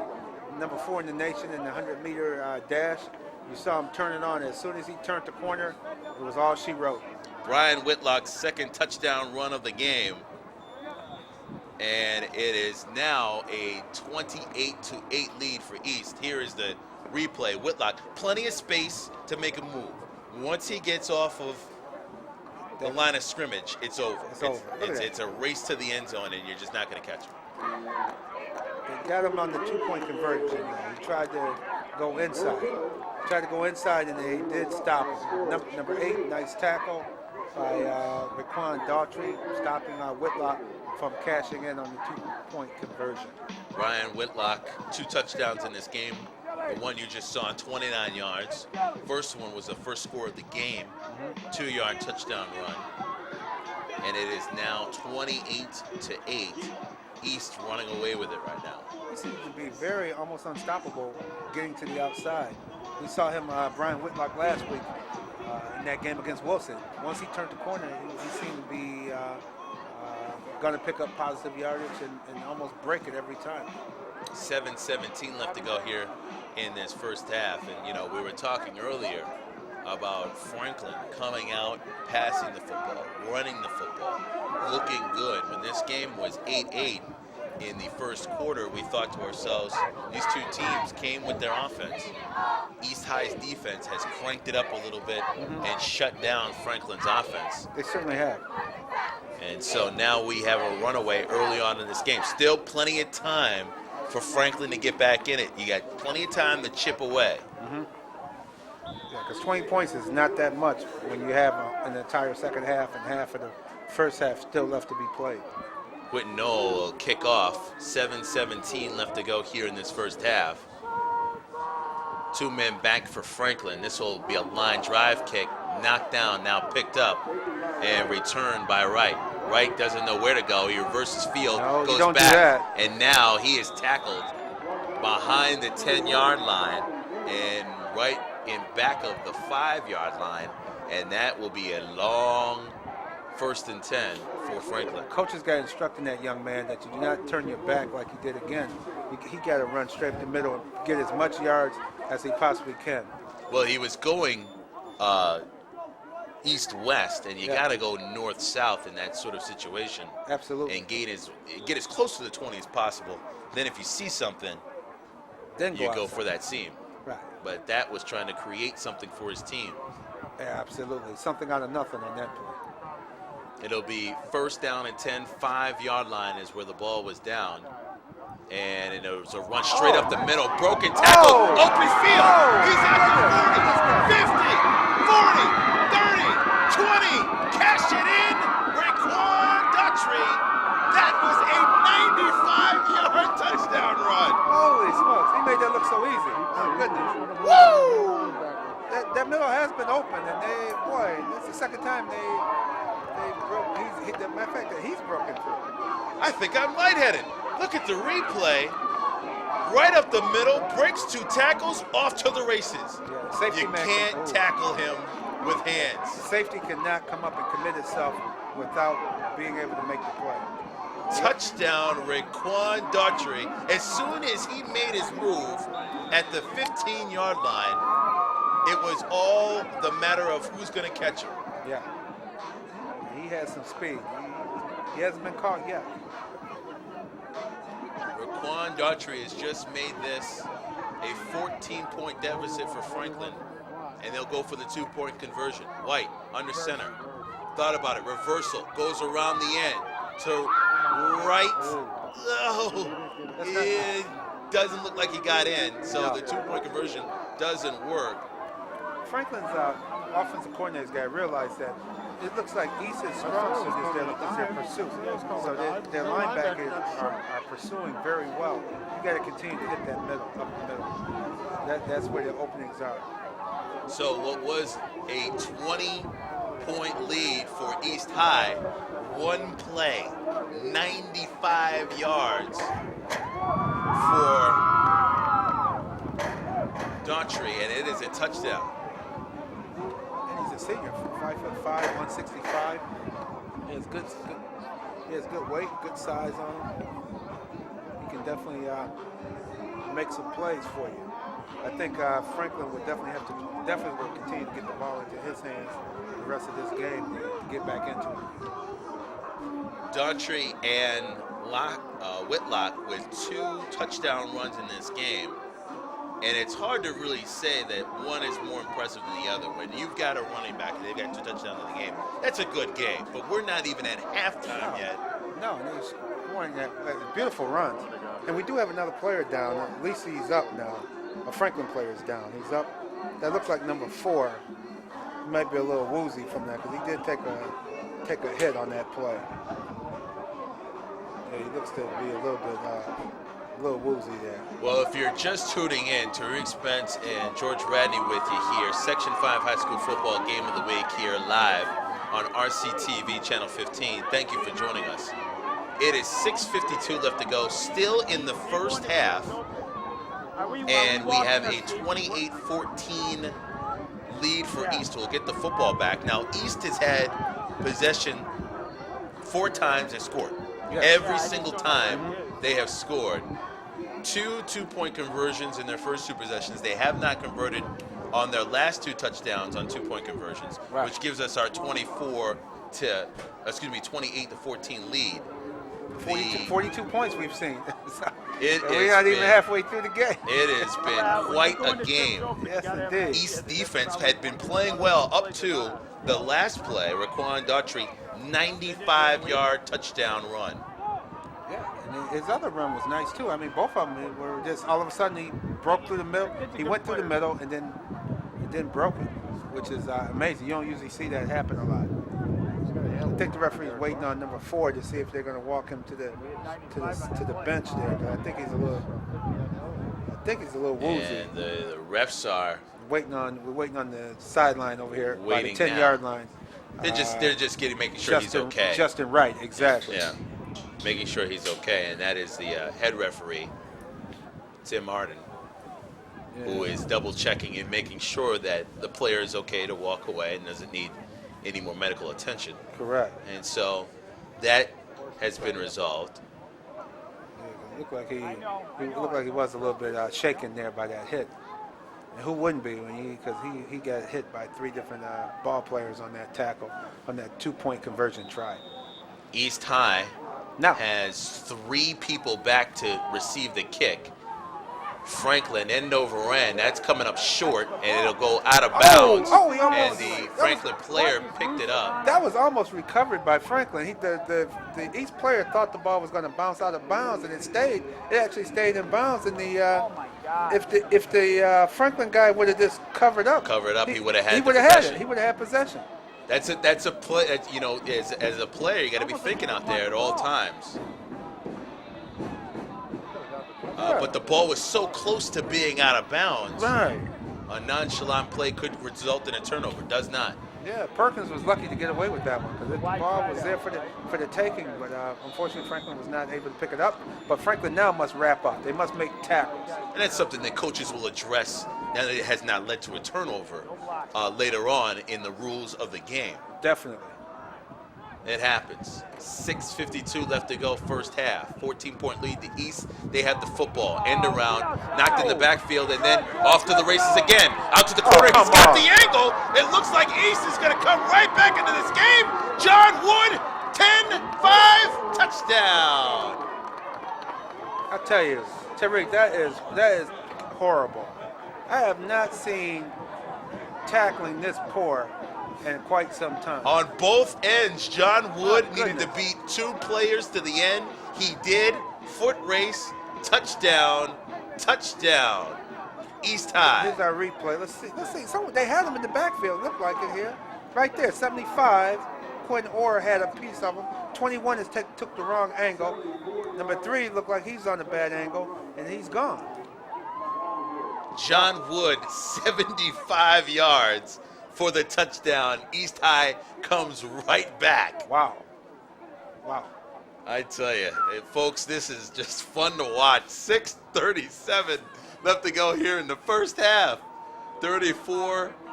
2-point conversion is no good as they tried to give the ball to Brian Whitlock, and he's stuffed out there by the Quaker defense. The Quaker seems to be good on 2-point conversion stoppages. They make tackles there, but they got to make tackles down the field before they even give up a touchdown. The coach got to talk to them on the sideline. They have to wrap up. We just saw 2 home runs, and how do you feel if you're Franklin? I mean, you come back with a home run, 95-yard touchdown run, and your defense gives up a 74-yard touchdown run to John Wood.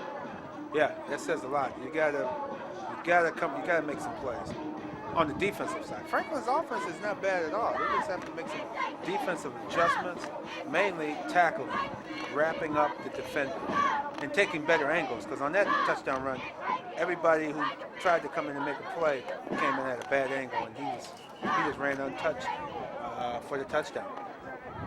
Still plenty of time in this game. Franklin's return team is out there, and now East will send out their kickoff team. As Quentin Knoll will be kicking off tonight. And we saw a lot of Quentin Knoll last week, running yardage up the middle. This week, we're seeing different running from some of the players on East. We're seeing Jason Williams. We're seeing just now John Wood. So they've got more than what they show in Brian Whitlock and Jaquan Majors in running the football. They've got at least 5 people to run the football. That's excellent. Ball fumbled there, but then picked up by Daughtry. He loses the football. They're going to have to pick it up. They do. East will take it in. Touchdown. Oh, man. Touchdown, East High School. Returning it in, Calvin Bain. East High puts 6 more on the board. Wow, what a play. What a play. Calvin Bain was alert. He knocked. Calvin Bain actually made the play. He caused the fumble and then picked up the fumble and ran in the fumble for the touchdown. Yeah. I thought Daughtry was going to get around the corner on him. Let's go to the replay. Low line drive, fielded there by Daughtry. Had it in his hand, lost it, picks it up. Then it looks like he sees the seam and he wants to do something with it. Hand on the ball, number 10, picked up by 21, touchdown.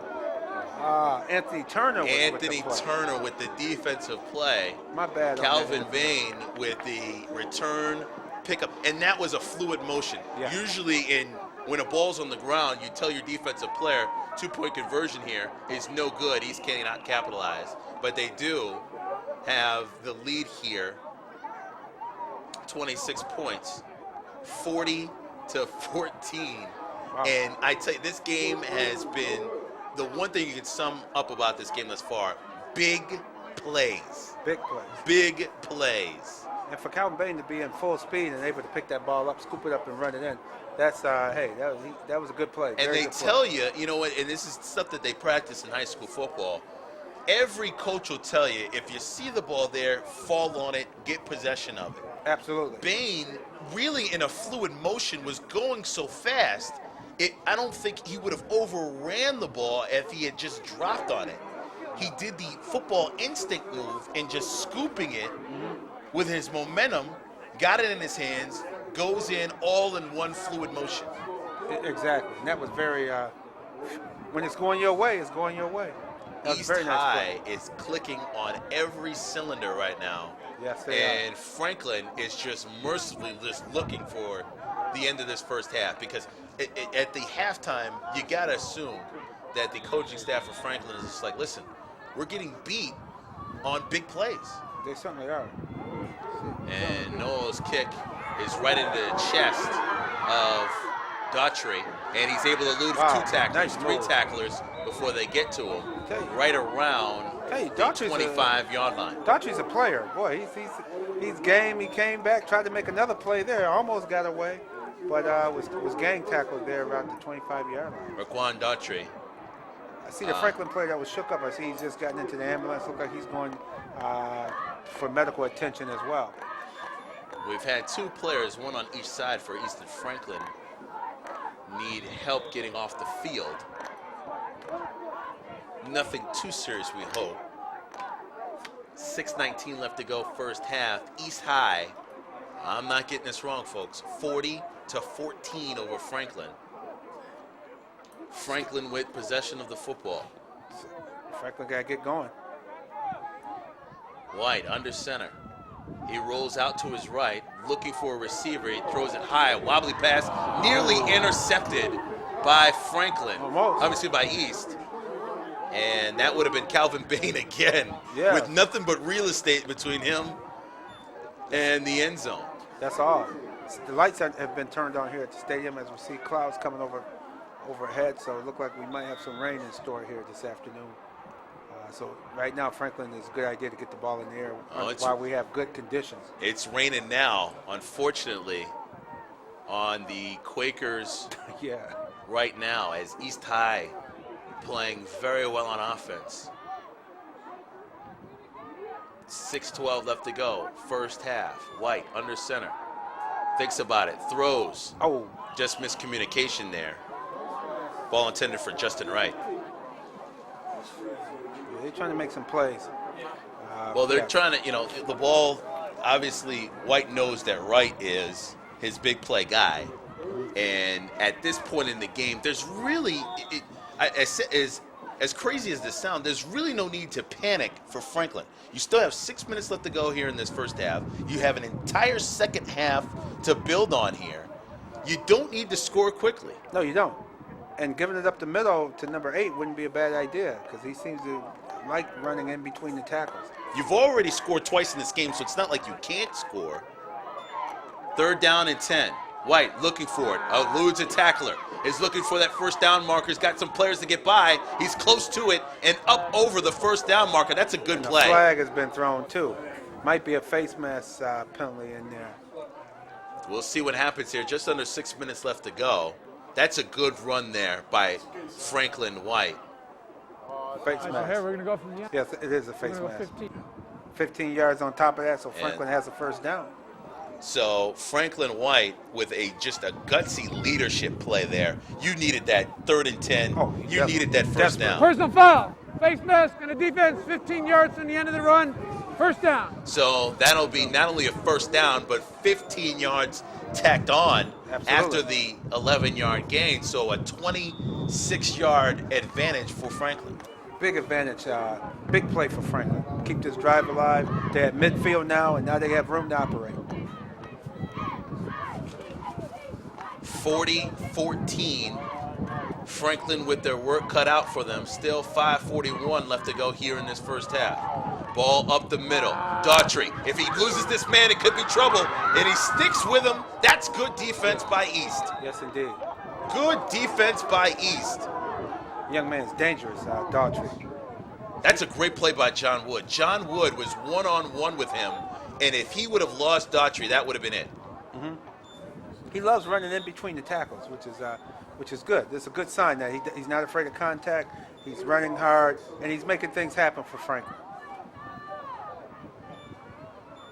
So that'll set up 2nd down and 4. Still a very good run by Daughtry, 6 yards. Mm-hmm. 2nd down at 4, 45-yard line, just under 5 minutes left to go. Rolling out to the right. There goes White. White looking for the first down. He gets it. Goes through the tacklers, down to the 30. Twists, turns, 25, down near the 20-yard line. And that is a great play by Franklin White. Notice, you could tell he's a senior because he followed his blocking.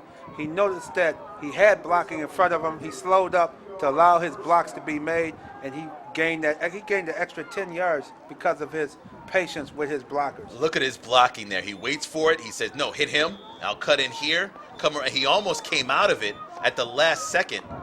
Number 21. He's arm tackling. Calvin Bain. He might be tired after all these plays he's made. But, man, he should have grabbed him and wrapped him up. At that point, I think he thought he was able to push him out of bounds, and he misjudged how strong White was. Right side, Daughtry runs into a purple wall, bounces off, and still goes forward. That was impressive. Maybe a 2-yard. Flag coming late. And emotions here. We'll see who this is on. Yeah, when you get a game like this, 40-14, emotions are definitely going to be running high. Might be another face mask. That's what it is. Face mask on East. East has got to compose themselves here. Don't let Franklin back into it. Right now, you've got a 40-14 lead, and the penalties are hurting you. Yeah, they're trying to. Daughtry is a tough load to bring down. He's coming with his shoulder, elbows coming in there. I notice he's really. Face mask and a defense. That'll be 5 yards from the end of the run. Must not 5 yards. Must not have been flagrant there. So tackled on. That's one of those tackle face masks. Yeah, exactly. The NFL got rid of that this year. Any face mask is automatically 15. That's a good rule. But here in high school, we still have it. Whereas if you're going for the tackle, you didn't mean to pull it, as opposed to those who are just jerk it and just are totally upset. 20 yards in penalties for East defense just on this drive. Daughtry waits, spins, turns, spins, turns.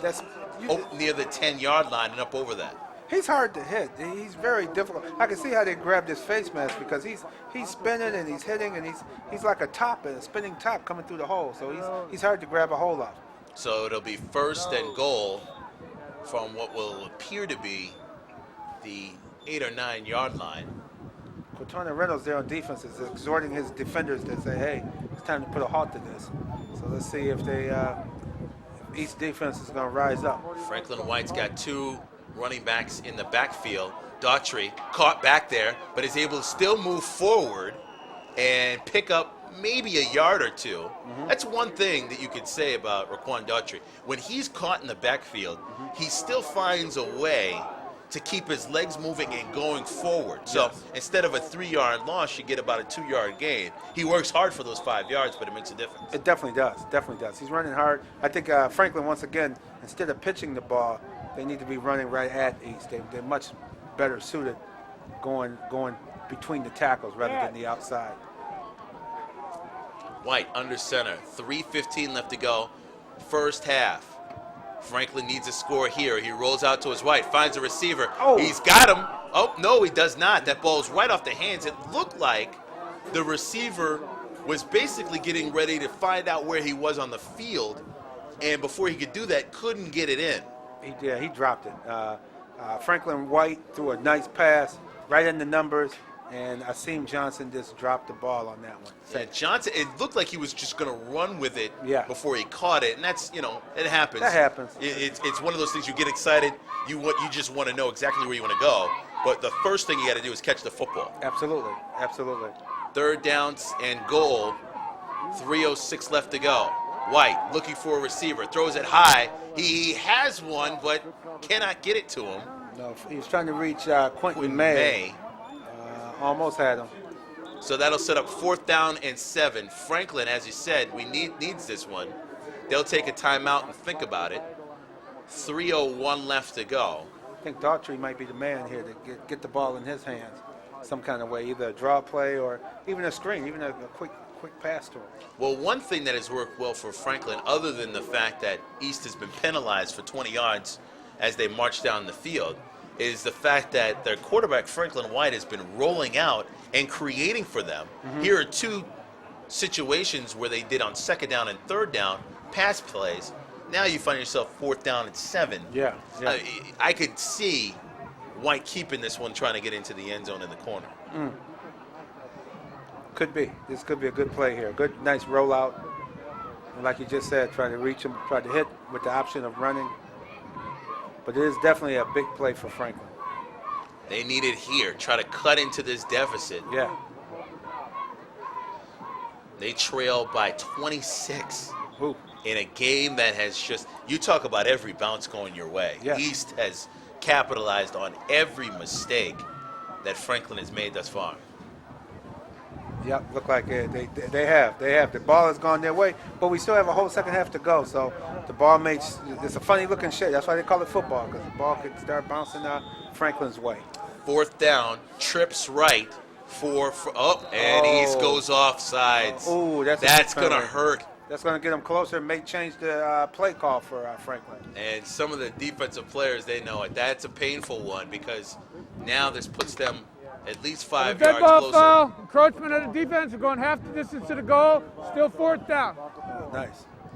So it'll be 4th down in about 3 or 4. So yeah, it looks like they could actually run in between the tackle on this play with Daughtry. The last play was trips right. Now 2 wide receivers to White's right, 1 to his left. As he goes to the shotgun, he looks to throw. He finds somebody, at least he thought he had somebody, and it was intended for Daughtry, but Daughtry fell down, threw it into the purple, and they were not able to come away with it. Yeah, he fell down. Unfortunately, he fell, but he was covered. That could have been a nice move for him to just keep it himself and try to pick up the 3 yards at that time. So Franklin works extremely hard, gets help from East defense, gets it down to the 4-yard line, not able to convert, so that'll set up 1st and 10 from the 4. Just under 3 minutes left to go here in this first half. East with a 40-14 lead over Franklin. Tariq Spence, George Radney with you here live, Centennial Stadium, RCTV's high school football game of the week. Ball is up the middle, Oh, look at bouncing him. out to the left side. It's Williams. If he breaks the tackle here, he could go. He cannot. He gets the first down, thrown to the ground around the 30-yard line, and that is a good run for Jason Williams. Beautiful run. Once again, Franklin is just not tackling out there today. I don't know. The coach got to talk to them at halftime. They're in position to make the play, but they're just not making the plays. Nice run around the corner, as that replay shows. Nice turn and picked up the first down. 1st and 10, 30-yard line, 2:30 left to go here in the first half. East with the football and a 26-point lead. Perkins goes right up the middle, and if he beats the defender, he's gone. Knoll, right up the middle. He's at the 30. He's at the 20. 10, 5. Quentin Knoll, touchdown, East High. Touchdown, Quentin Knowles. Beautiful run. Once again, Ronnie Feliciano doesn't want to tackle today. Just comes down to that. He looks like he doesn't want to. He had him. Even if he didn't tackle him himself, he could have held him up long enough for his defenders to get some help in gang tackling on that play. As you can see, as soon as he gets to the Right line here, of scrimmage, right it's here. a matter of two people. And that's a good stiff arm. That's a good stiff arm by Knoll. That's a good stiff arm there, and he played it well. He just pushed it right off of him. You got to hold on. Even though you may not bring him down, hold on him just a couple more seconds for your guys to get over there to help out. They tell you that free hand there, you've got to be able to knock the defender on their derriere and continue to hold on to that football. Mm-hmm. You see that a lot now. You know, there was a period in football where you didn't see the stiff arm. No. And now you're seeing it more at every level of the game, pro, college, and high school. Quentin Knoll. Yeah, he's a big kid. He's not he's nothing to play with. You got to grab him and wrap him up to bring him down. And unfortunately, that's what Franklin is not doing today. None of their linebackers or secondary guys seem to be bringing anybody down. And that's why you have a 46-14 score going into still with 2 minutes to go before halftime. Quentin Noy. And I just tell you, it's a good play. He played it well. And as soon as he broke from the line of scrimmage, you saw how big the hole was. Mm-hmm. Once again, and we talked about this, Noy, who kicks off for East High, ran the football a lot last week in their game. This week, hadn't seen a lot. No. Hadn't seen a lot this week. They've been basically using Brian Whitlock. They've been using Jason Williams. But this time, Quentin Noy gets the football, and it results in a touchdown. Exactly. So it tells you the one thing I mentioned before, they've got at least 5 players that can run the football at any given time. And that bodes well for the sectional season. You can go with the hot running back and rotate them in. And now Noy will kick the field goal. Fake. Nope, they fake it. Fake it. They're looking to get into the end zone. Soriano. And Soriano gets in. They give it to him. Oh, the 2-point conversion. Oh, my goodness. Everybody's getting in the act this afternoon. Luis Soriano, who we saw with that run earlier in the game, looked like he was ready. They called his number on that play. Boy, I tell you. Boy, they have a lot of running juniors backs, like and you seniors said, really getting it in on its senior day here. And Tariq, what that bodes well for East as you move into sectional play, you got 5 running backs 5 different options, and that helps the coaching staff out a lot. You're able to rotate it, go to different guys, go with the hot guy, rotate your other backs. It just causes a lot of problems for the defenses that they will be facing as we move into sectional action. So Luis Soriano with the 2-point conversion, and that caps off the 70-yard touchdown run by Quentin Noy. Look at that. Nice fake. Cuts right back up the into middle. Look at that, right up the middle. They say this all the time, speed kills. That's exactly what it does. Yeah. And you give open space to people who can juke and move, and that will result in touchdowns. Every time. I think you're right. Every time. Today it has. Speed is what's killing today. 48-14, still with 2:12 to go in the half. 2:12 to go. This has been one of the longest first halves I've ever experienced, but a lot of scoring. Noy and Novaren Off of the hands of a Franklin player. He'll pick it up at the 20. Oh, and he fumble, loses fumble, it again. It's East fumble, High's football. Fumble. They get it back again. East High could go into halftime with a 50-plus score. Wow. That was a hit. He coughed it up. He got to hold on to the ball. Number 60, number 50. Tyshawn Williams with the carry. He fumbled it up. And Tyzar Parson picks it up for East. They get it there. 1st and 10 from the 40-yard line. 2:03 left to go here in the first half. You can't blame that guy who bringing it back. He was trying hard, got hit right on the ball, and the ball came right out. Franklin in total control of the game early on. They looked like they were clicking on all cylinders in the first quarter, and then it all fell apart here. East just capitalizing on it. Right up the middle, right up the gut. Yeah, it looked very competitive at that time. Matter of fact, we both were talking about a possible upset. We were both talking about a possible shootout. Unfortunately, yeah. The Franklin offense has not been able to fire.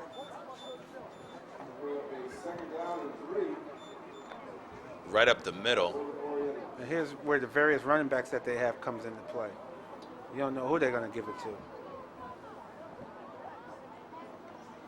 Ball right up the middle once again, and East High just running the football. Looks like they're just going to sort of let the clock run here. Yeah. 48-14 lead for East High. Someone looks like it's a first down. First down and 1st and 10 for East High. As we come close to 1 minute left to go here in this first half. Perkins, hands off, up the middle. Once again, Franklin slowly tackling. once again, they continue to open holes on that. That offensive line is opening up holes, and their backs are picking and choosing which holes they want to run through. And it's under 45 seconds left to go here for East High.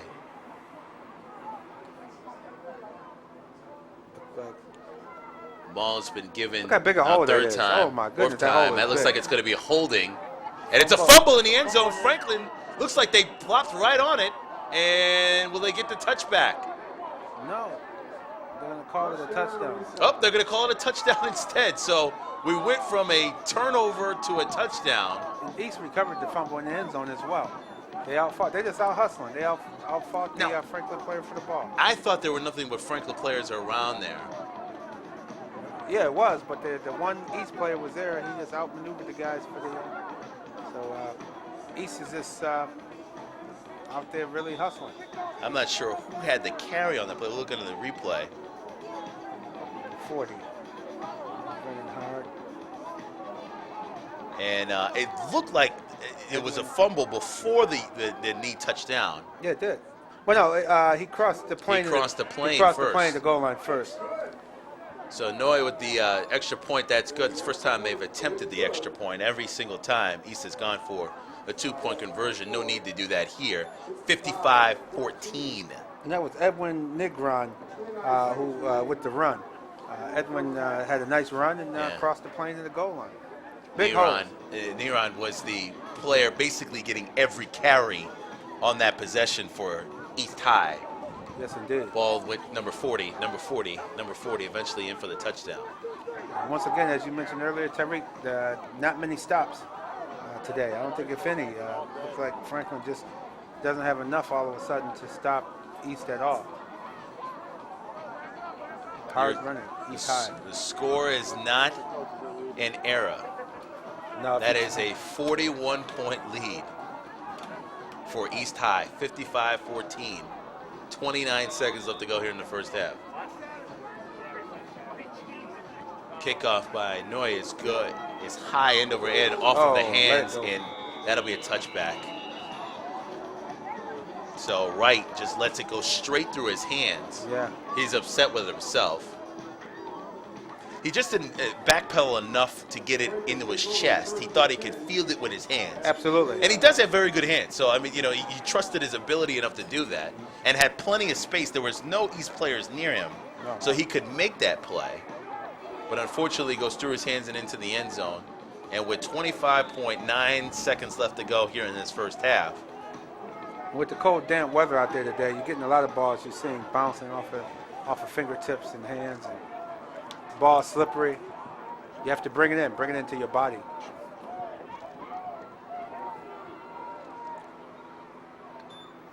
Franklin, right up the middle, right up the gut, and they give it straight to Daughtry, who stood up right around the 35-yard line. That's a nice run by Daughtry. He's still giving a good effort, running hard. Timeout is called on the field. 12 seconds left to go here before we head into halftime.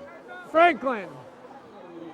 So Franklin will have the timeout, and they'll rethink about the last 12 seconds of this game, see if they can make a big play. Now, it has exploded for Franklin with their offense. Remember, earlier on, if you're just tuning in, 2 big touchdown runs by Raquan Daughtry, one 49 yards, another 95 yards. So he's got 2 scores here. This is where the defense can't overcommit. You overcommit, it could result in a big play. Absolutely, and that's what's been happening. I think East probably defensively is probably going to try to safeguard and give up some yards and have some safeties back down the field to ensure that nothing gets past them. Very interesting game today. One interesting thing you can say about East defense, earlier on, they were letting Franklin do exactly what they wanted to do. They've clamped down within that time frame, about the middle of the first quarter, right up the right side, Daughtry, and he stood up there. 5 seconds left to go in the game, and Franklin is, well, it's close. It's a first down, so the clock will stop.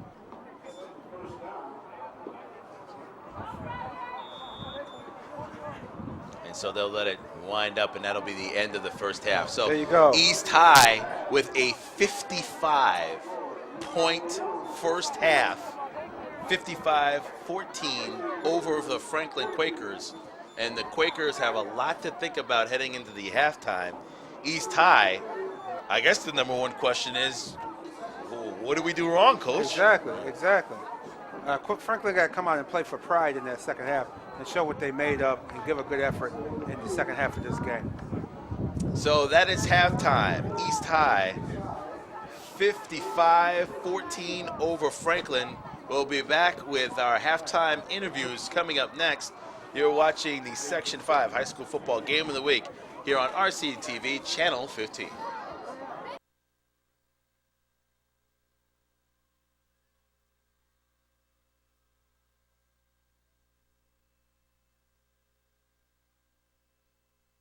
It's never too soon to start thinking about college, or to encourage someone special to set their sights on the future. Every child is full of potential, so let them know that they have options for achieving their dreams. College opens the door to a life full of opportunities.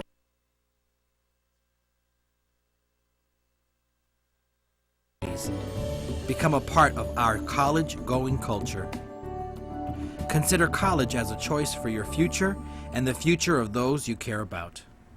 The Board of Education non-teaching employees, members of Bente, Local 2419, are the support staff that support students. Nearly 1,500 employees providing the care and basic necessities for your children in the Rochester City School District every day.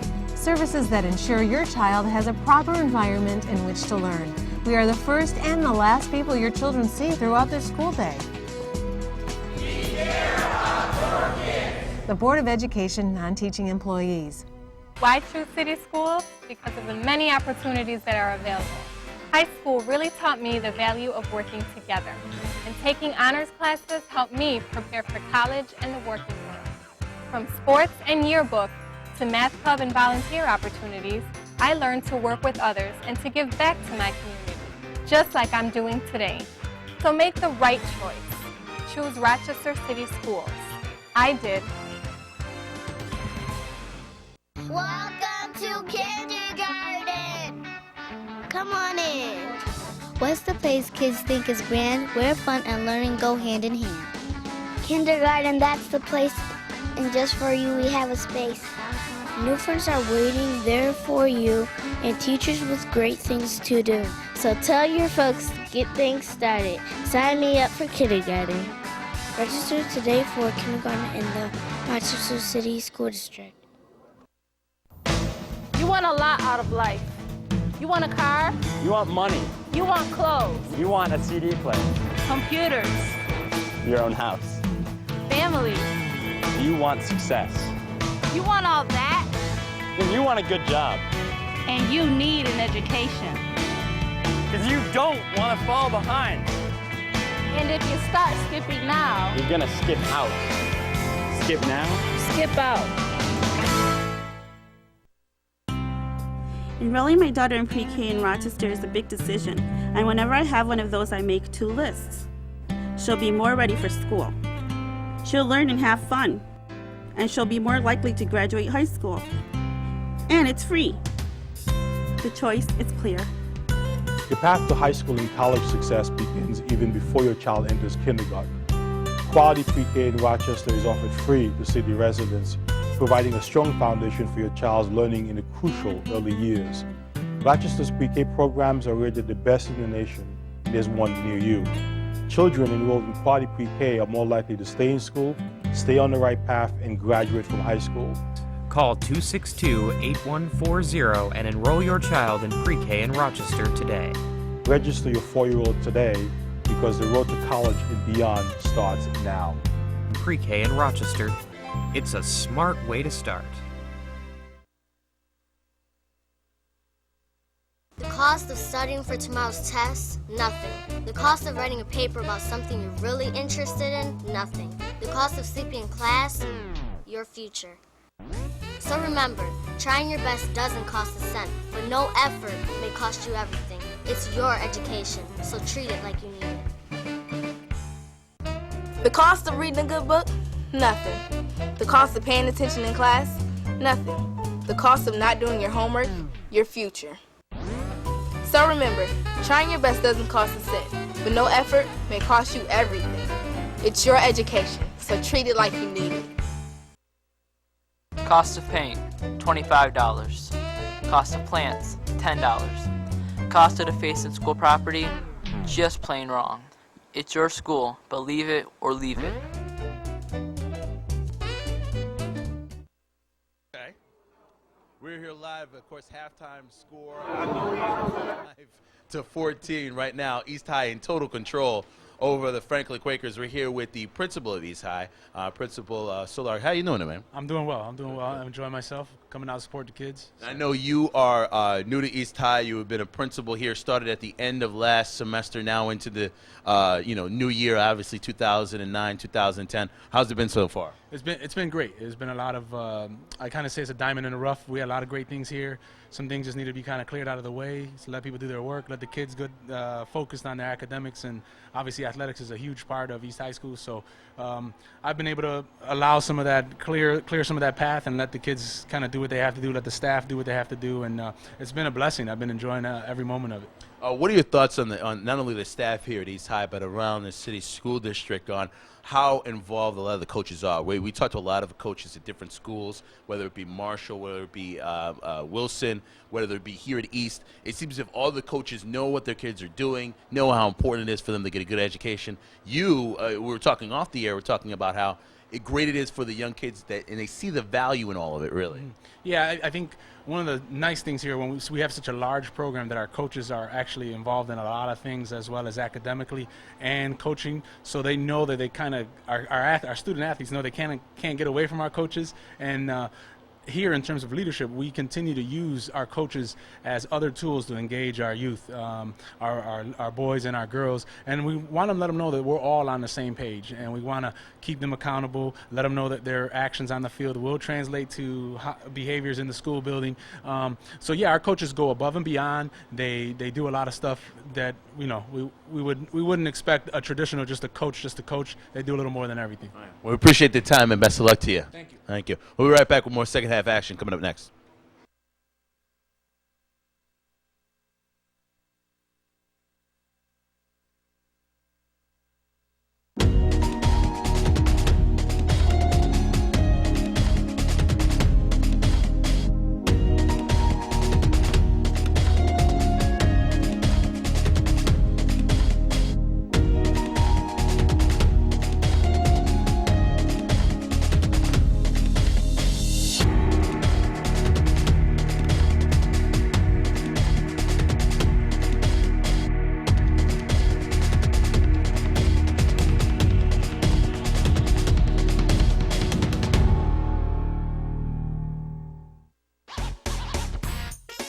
We're the officers of Rochester Student Leadership Congress.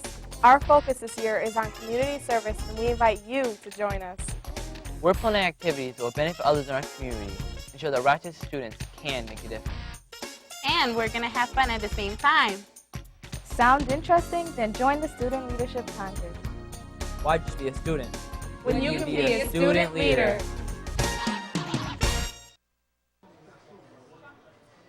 We're back here live, score 55-14, East High over Franklin.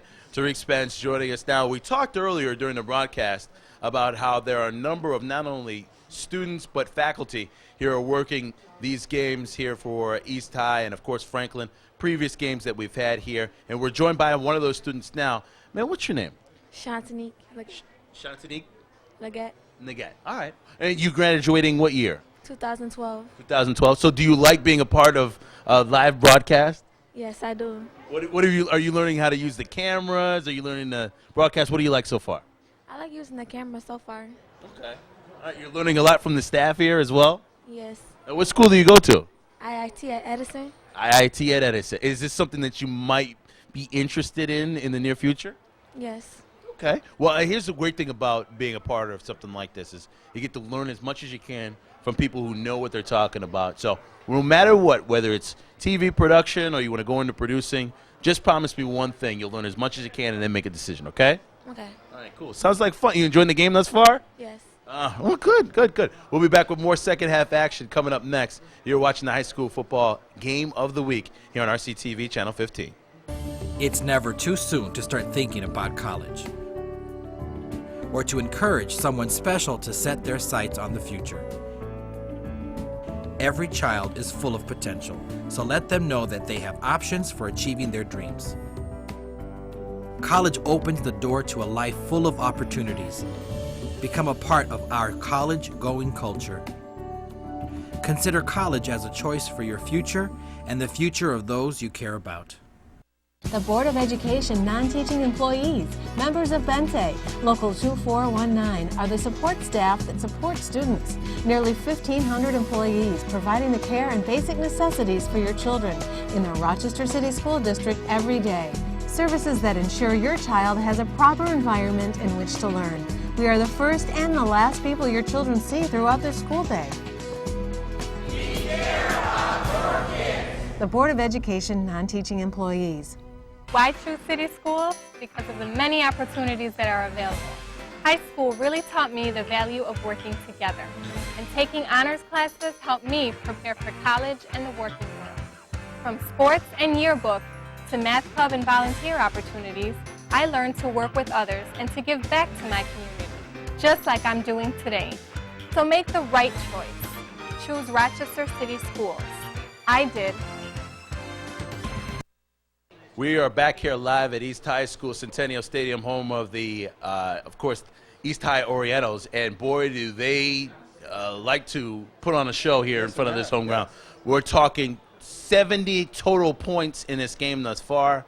And, I mean, 432 total yards on offense. You know, it has just been one of those games where East High really leads right now, 55-14. But it is one of those games in which you're sort of watching it early on in the first quarter, George, that East High and Franklin are going to go into sort of shootout. It was 8-8 early on, first two teams scoring on either their first or second possessions, games moving rapidly. You've got big runs, you've got big plays, and then all of a sudden, the game just went into a totally different atmosphere. East High just went on every single play, and every play broke their way. Yes, it did. Turnovers played a crucial part in the game, as well as I've been mentioning throughout the game, missed tackles. Franklin has missed an awful lot of tackles on the defensive side of the ball, so it's not by accident that East has 55 points at this time. Well, the two scores for Franklin have come at the hands of Raquan Daughtry. He's got those two touchdown runs,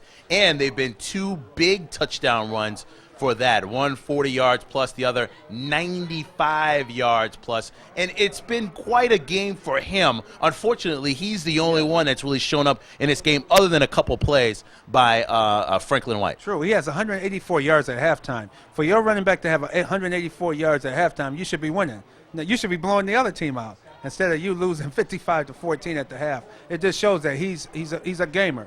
He come to play, and he's out here playing as hard as he can. Well, yeah, on the other end, East High, it's hard to pick out anything they've done wrong. On one possession, they amounted for their defense amounted for 20 yards of the 80 yards in which Franklin had to go down and try and score. They weren't able to do that. They turned it over. The other end of this is the fact that Brian Whitlock, 2 touchdowns in this game. They've been able to mix up the running game. We're talking Whitlock. We're talking Williams. We're talking Noy. We're talking every single portion of their backfield, including quarterback Michael Perkins, has played well. They have played outstanding football. The play action has worked to perfection. That fake handoff, the pitch outs, everything is working for them. This is a time where in the second half, maybe give some of your younger players some more playing time to get them ready for sectional action. Because just in case if somebody goes down, somebody else is going to have to step up in the playoffs. So this is a good training ground for them in the second half of this game. We'll wait and see what happens, what Franklin has to do to come back in this game. Still a full second half of football to come here. As a matter of fact, as we're doing this broadcast, Franklin already out on the field, warming up. It is a cold afternoon here at Centennial Stadium here on the campus of East High. Very cold, but Franklin's going to come out. They're playing for pride. This is their playoff, this second half of the game. They got to come out, they got to hit, they got to wrap up, they got to make plays so that when this game is over, chances are they won't win this game, but they will be able to leave the field with some pride saying, hey, we came back and gave it our all. Tariq Spence, George Radney, second half action coming up next. You're watching the high school football game of the week on RCTV, Channel 15.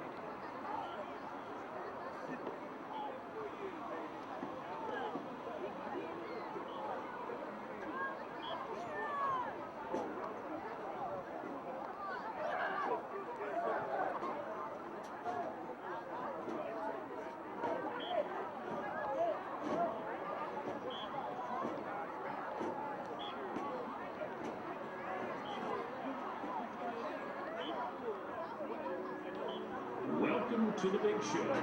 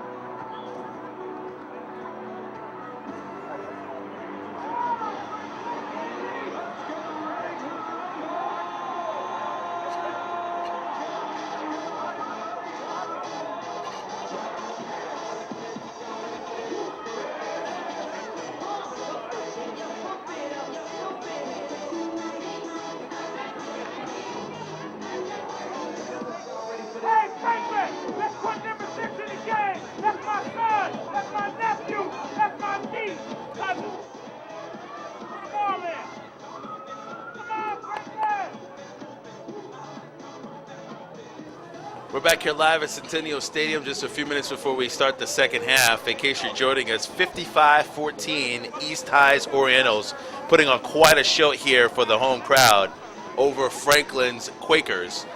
Still plenty of time to go here in the second half. Tariq Spence, George Radney with you as we're giving you the high school Section 5 high school football game of the week here on RCTV, Channel 15.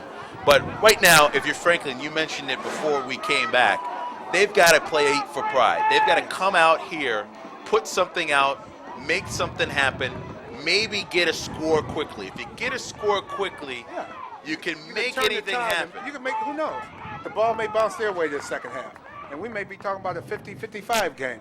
By the time we're over here, the last 2 minutes of the game, you never can tell. Well, it involves not only the offense coming out and scoring points, but Franklin's defense stepping up as well. 55 points, 55 points for East High is just too much for any team to give up during a game, let alone a first half. And then 473 yards by East all by themselves. Franklin had another 232 yards. So we're talking about over 700 yards in one half. And nearly 70 points scored between two teams. Wow. It's what been is that on much the fun. record? We got to check the record books to see if we're closing in on something. It's I tell you what, George, it's fun to watch though. It is. I mean, it is. You only wish that Franklin would be able to score a little bit more here in the second half to get it a little bit closer. Yeah, some big plays. But there have been so far a 95-yard touchdown run. There's been a 70-yard touchdown run. There's been a 74-yard touchdown run. There's been a 29-yard touchdown run and a 49-yard touchdown run. So it's been entertaining. It's been very entertaining. If you're a Franklin supporter, you're a little down about the scoring, but man, it has been entertaining. No matter which team you're rooting for, you're definitely seeing a lot of action. So we're set to kick off, and it will be Franklin kicking off to East High. So East High and that potent offense we'll see again Franklin in a matter of moments. Franklin may want to consider an onside kick just to change it up a bit. Maybe throw East off on this and do an onside kick, recover it, and that'll give you a little momentum to start the second half. And right now, East High, I'm looking at their quarterback, Michael Perkins. He does not have his helmet on, which leads me to believe, if you're a quarterback and you're a starting quarterback, you got your helmet on right around kickoff.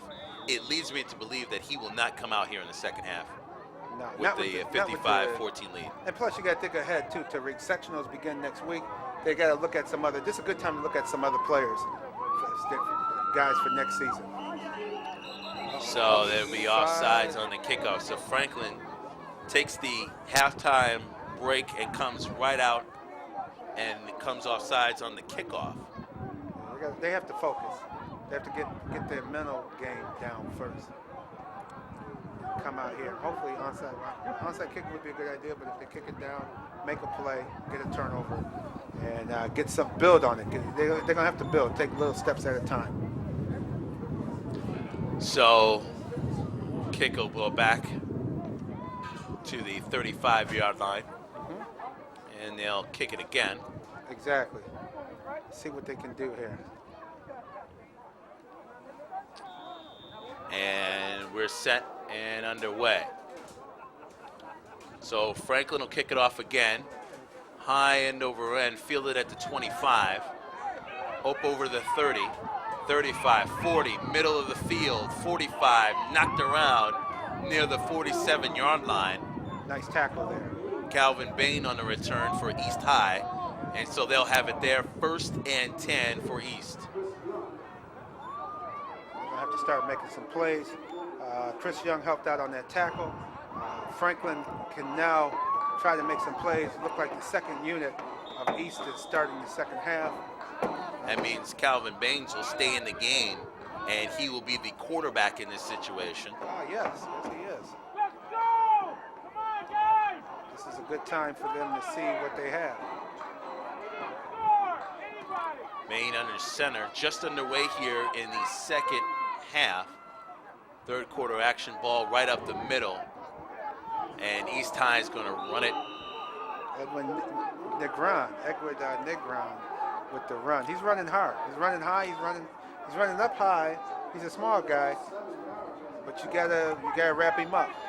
So Negron will get about 7 yards on the play. So they'll set up 2nd down and 3 from the 45-yard line.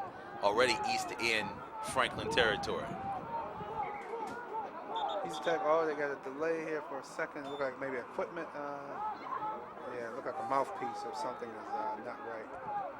So Or maybe refs he's- will get that straight. Or maybe he's not talking right. He might be a little dazed. Tim Arden will stop, and the refs will come over and try and examine the Franklin player. Yeah, he's looking like a little bit more dazed than an equipment problem. The ground is like a bowling ball. You know, he come in there, you gotta be ready to tackle him. Knees, arms, elbows. Probably took a shot in there making the tackle. He scored the last touchdown before the end of the first half for East High. He didn't argue about coming out the game either, so maybe he is a little bit dinged up there.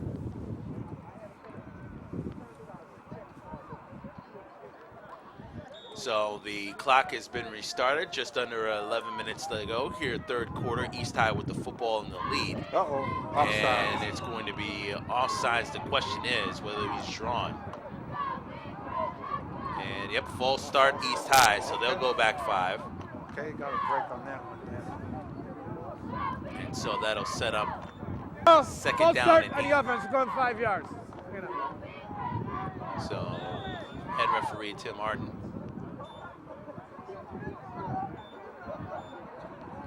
Calls that one, and it'll be second down and 8. Ball right up the middle. Now that was a nice tackle there. He came in 75, 68, tripped him up. And that was big Arthur Coachman. Nice play. Arthur Coachman coming in there. And the ball went to number 25. I don't have him on my roster. I don't know if you do, No, I do George. But that just goes to show you how some of the players that are playing this afternoon, not expected to play, but in this game because of East 55-14 lead. Exactly. Ball right up the middle yet again. And Shaheem Hanson Davis on the run, and they up bent over it the back. 50, but that'll set up a fourth down and about 6. So East just letting some clock roll off here in the third quarter. Can't move the chains, and they'll bring out the punting unit. Yeah, it's always good time when you have a game like this. You want to see what you got as a coach. You guys been on the sideline. Hey, you guys haven't played. You may not expect it to play, but guess what? You're starting the second half. See what kind of young players you have. 41-point lead. You get to see what players you have in game situations. High end over end kick. There, Nice- and that nice ball's going kick. to roll down to the 1 yard line and just stay Poor angle by 21 Bain. up, and it goes. It'll be a touchback. It was close. Bain was letting it roll just a little bit, but unfortunately, he was touching the football while he was in the end zone. Yeah, he was. And that results in a touchback. So Franklin gets a break there. 1st and 10 from the 20-yard line, as it is a touchback. Now, if Franklin offense can get going, now they have to make some plays. And I think Daughtry would be a key factor in this second half for Franklin. Get the ball in his hands. Still haven't gotten the ball to Justin Wright. White to Wright, Franklin Wright, the quarterback, has been able to get the ball to him early, but not this time. And ball given to Wright, and the ball comes loose, but there was a whistle blown, and they're going to say that he was down. Yeah, it's hard to go. One thing I notice about East, it's hard to go side to side on them. They're very good speed on their linebacking crew. So no matter who plays them in the sectionals coming up, you're going to have to almost run inside on them to be more effective.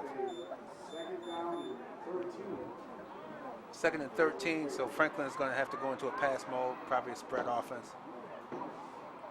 Just under 8.5 left to go here in the third quarter of this game. Franklin White under center. 3 running backs behind him. Hands it off. Daughtry, right side, trying to make a move. Falls forward and gets the first down. That was very nice. He used his blocking, and that kid is he has good potential, very good potential. He's a senior. Hopefully he'll be moving on to the next level, possibly Division II or III school. Raquan Daughtry, we'll see the replay here. Looking very good. Team needed a first down, scrambled, got the first down. Got it with Daughtry leading the way. So it'll be 1st and 10, 32-yard line. Franklin's own. 7:40 left to go here in the third quarter. White pitches it nice out, misdirection. left side. He goes around the left side. Daughtry gets around the end, but then is tackled out of bounds right around the 40-yard line. Once again, you notice that was a misdirection play. It was set up and run nicely, but what was also impressive, East was able to still, with their speed, come all the way across. The linebackers came, and they made the play. Lights on here at Centennial Stadium. Still a nice, healthy crowd here with the East High lead, 55-14 over Franklin. These are football fans here. People are here today. They love football. Just under 7 minutes left to go here, third quarter. Second down and 3 from the 38-yard line. White rolls out, finds the receiver, gets the receiver, first down, spins off of him, up over the 50-yard line. That's a good play. Very nice play by number 3, Asim Johnson. Remember, he dropped the ball near the end of the first half down because he took his eye off of it. This time he stayed focused, made the catch, and prepared for the hit once he caught the ball. Once again, catch the ball first, then you run. Exactly. And he bounced right off at the defender, picked up additional yardage. Very nice play by Asim Johnson. First and 10 at the 49-yard line. Right up the right side, Daughtry. He goes into a pile and somehow comes out on the other end. Yeah, he has quick feet. He comes off the ball very well. And notice he explodes into the line. So 6:05 left to go here in the third quarter. Franklin just got to be a little bit more, pick up the pace a little more. They're letting a lot of time run off the clock. They are moving now in East High territory at the 44-yard line. Second down and 5. They pitch it out left side. Daughtry again, he trips and goes right down. And that's just one of those, you know, trying to make a play happen and the ground tackles you. Yeah. Well, once again, the defensive end for East made a nice play, turned it back inside, and he tripped. And Franklin's best bet is that inside running. So Franklin, 3rd and 7, 5:15 left to go here in the third quarter. East 55-14 lead over Franklin. Franklin White, quarterback under center, right to Daughtry, right side, makes his move, up over the 25, down to the 25-yard line, and I got ahead of myself there. I thought he was going to be able to break through, got over the 35 to the 30, and was tackled around the 25-yard line. Once again, the success is in between the tackles. They've been successful all day. You'll see the replay here. Daughtry gets it, goes busting straight through the line. No one touches him. Finally gets over the 35-yard line. He's having an outstanding game. Down to the 28. Ball given to Daughtry. Once again, up the middle, close to the first down. Another nice run. On the 1st and 10, he ends up near the 20-yard line, and it'll be up over near the first down marker.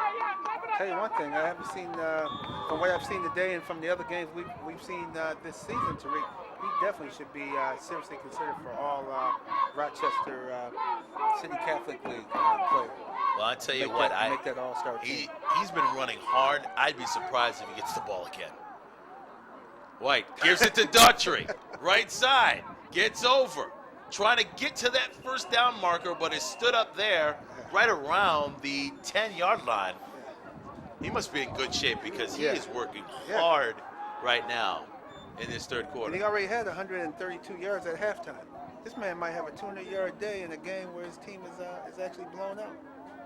That says a lot about him and his character, and he's not giving up. Yeah, it will play to the last whistle. And his offensive line is setting them up too. They're doing some nice blocking up front. 3:25 left to go here in the third quarter. A long possession for Franklin, rolling out left side. White looking for some running room, and once again, ground caught him. Yeah. He was surrounded by purple jerseys, so there's nothing he can do there. No, he's in that little middle of the field where it's mostly worn grass, and he lost his footing in there. So just under 3 minutes left to go. Franklin taking their time. East High not stopping the clock. They just want to get to that fourth quarter. Exactly. And there's a stoppage of play here and Franklin will take a timeout, so they'll think about it. 2:39 left to go here in the third. Franklin, on this possession, is doing a very good job. You talked about it before, trying to get some sort of feeling about themselves before this game ends. We'll take a break, come back. East leading 55-14 over Franklin. You're watching the high school football game of the week on RCTV, Channel 15.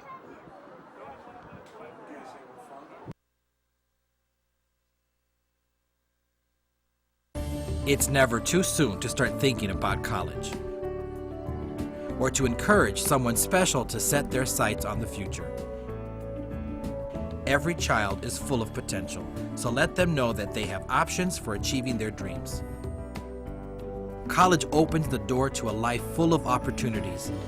Become a part of our college-going culture. Consider college as a choice for your future and the future of those you care about. The Board of Education non-teaching employees, members of Bente, Local 2419, are the support staff that support students. Nearly 1,500 employees providing the care and basic necessities for your children in the Rochester City School District every day. Is trying to prevent Franklin from getting in the end zone here in the closing minutes of the third quarter. Right now, you were talking about Raquan Daughtry, George. Yes. 21 carries, 241 yards for Franklin. Wow, so he's headed toward a 300-yard day. Oh, my goodness. Wow, that's beautiful. So first and goal for Franklin at right around the 7-yard line. 7 or 8 yard line. White hands it off. Daughtry, right side, already with 2 touchdowns, trying to get in for the third touchdown. Raquan Daughtry with his third touchdown of the game. 8 yards out. He deserved it. That young man ran the ball hard the entire drive. Yes, indeed.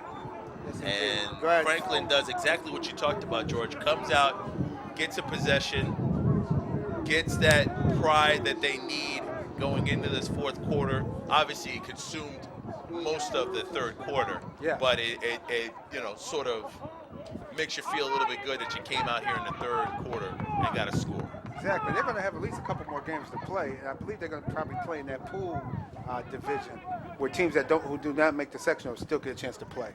2-point conversion. Daughtry gets it again. There's somebody in the backfield, and let's see if he can get away from him. It doesn't look like he will be able to. Purple jerseys everywhere. Yeah, he did the right thing. He just go down. Not much he could do. So it is now 55-20, a 35-point lead for East High. Now it's time for their defense to rise to the occasion, step up, at least come with at least one stop of East High today. Well, at this point in the game, with 2:06 left to go here in the third. Or second stop. They did just stop them at the beginning of the second half, but stop them. They should stop. They shouldn't have allow East to score again on them. And to be fair, we mentioned before that there are some new players on the offense for East, same for their defense. Not the same defense they saw in the first half, so a little bit easier for Franklin to go down and score. Nevertheless, they still get in and get 6. Exactly. And hopefully they'll have some good news from the young man that was injured in the first half, Robert Watkins, for East High, that was injured.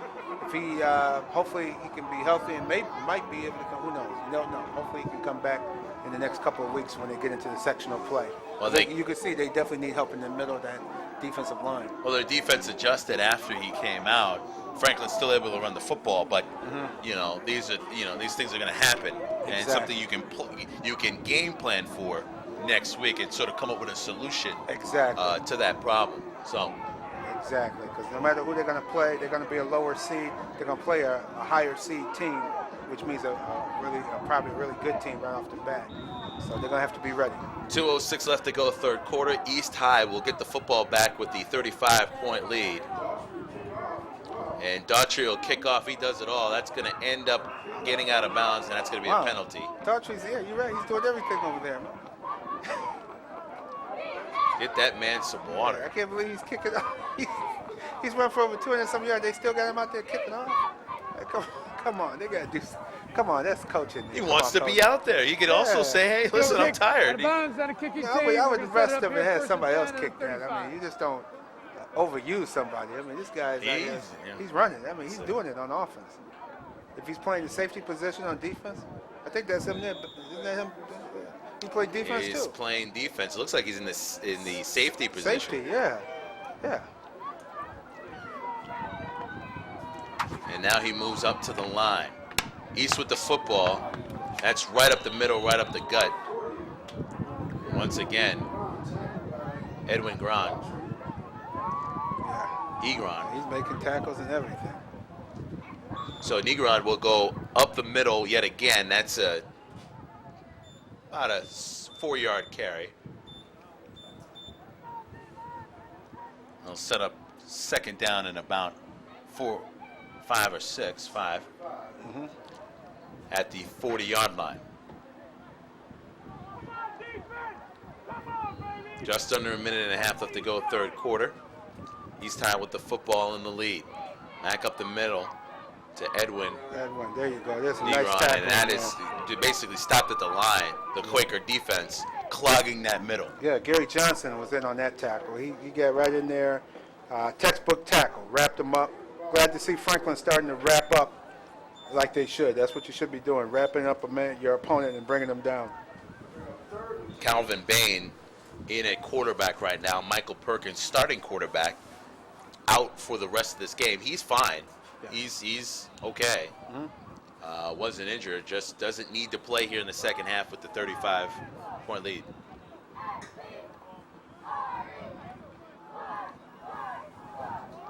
They're going to have to bring him down. Let's see, third down here. Right back up the middle yet again, and so that'll set up, and there's a flag on the play. Face mask, I think, on number 50 for Franklin. So that'll extend this play a little bit longer, or this possession longer for East. That was one of those, I have a face mask on the defense. We're going to go 5 yards from the end of the run. That is a first down. Yeah, got 5 yards. So they'll tack on those extra 5 yards. The clock will wind down, and that's the way the third quarter is going to end. So 6 points for Franklin to come out here in the third quarter. Unfortunately, it was a long drive that ate up most of the third quarter. East High sending out their second unit on offense and defense. Exactly. And the offense will have that as we start the fourth quarter. So we'll come back. Section 5 high school football game of the week has East High 55-20 over the Quakers of Franklin. You're watching the high school football game of the week on RCTV, Channel 15. It's never too soon to start thinking about college, or to encourage someone special to set their sights on the future. Every child is full of potential, so let them know that they have options for achieving their dreams. College opens the door to a life full of opportunities. Become a part of our college-going culture. Consider college as a choice for your future and the future of those you care about. The Board of Education non-teaching employees, members of Ben. Games. You can play up to 11 games. Well, of course, we're back here live at Centennial Stadium, East High. What I was just asking you was the pool situation that Franklin will be getting into, but we'll get to that in a moment. Right now, East High just trying to convert. Oh, he broke the Baines tackle. right side. He's off alone, but he'll just walk right out of bounds. Nice play. And was able to, he saw the defender catch the angle on him. And yeah. Just like, I don't want to get hit. Why don't we just go out of bounds here? Right. A smart play. But as I was asking you, here's the replay. As a lot of confusion, it was a and fumble. it was a fumble, and Baines just picked it up. He's got a nose for the football. It's the second time the ball's been on the ground, and he's just been able to pick it up and run with it. Yeah, pick it up, no problem, too, on one bounce. Yeah, he has. He definitely has a nose for the football. 11:30 left to go here in this game. East High with the football in the 35-point lead. Right up the middle and up the gut, and tackled there for minimal to no gain. Yeah, and they'll have a pool where now the teams who do not make the sectionals will now go into a pool and they'll play each other, and they'll end up, whoever wins out of pool play wins trophies. So it is a nice idea that came up by Section 5 for the teams that do not make the tournament. To keep them playing. To keep them playing. Keep them active, keep them interested, fighting for something. For something, exactly. You have pride. Continue to play, and plus you get to work on your skills too. 10:40 left to go here in the game. East High handoff right back up the middle once again. And it is just over the 40-yard line. I saw one of the playoff games of the pool division last year. Rochester was playing in there, and they played hard. They lost in the pool game, but now this year they gained a quarterback, Ashton Bold. Now they're number 2 in the state in Class AA, undefeated, 6-0. And they play later today, this afternoon. And so this shows you how you can play and add additional one player can make a big difference. Yeah. Adding a player and losing a player, too. Yeah. It can change everything. Right. Change that balance. Look like Webster Thomas is at Russian Reader later today. Just under 10 minutes left to go. Ball right back up the middle. East High just going to continue to run the football, eat up as much clock as they can. One of the main games that everyone was looking forward to was Aquinas-McQuaid, which was on Friday night. Oh, yes. And resulted in an overtime win for Aquinas. McQuaid, who was undefeated before that game, number 1 in City Catholic League, will now have East right behind them. McQuaid was the only one who lost. East with 2 losses, so they'll sit 1 and 2. Right. So you're seeing one of the 2 top teams in City Catholic play this afternoon. And East really didn't gel until the 3rd or 4th game of the season. So it would have been nice to see McQuaid and East play now. They're much closer to each other in playing level than they were the first week of the season. Well, we were talking with the coaching staff. There's a penalty on that play, so that'll set up a 4th down and False start on the offense. We're going to go 5 yards, still 4th down. and 11 for East High. But one of the things we mentioned with the coaching staff of East is the fact that all it really matters is when you play people. Like you said, George, you play East and McQuaid now might be a little bit different. East may be a little bit more experienced in running the football, throwing the football. McQuaid may be a little bit banged up. Sort of evens things out. You play it again, you might have a different result. Nevertheless, they will be 1 and 2 in City Catholic play and then determine, of course, what happens in sectionals. Exactly. East is now very young team.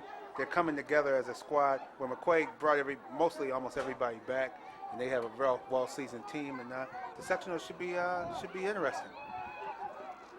8:30 left to go here in the game. Ball right back up the middle, and East will turn it over on down. So Franklin will have another shot on offense here.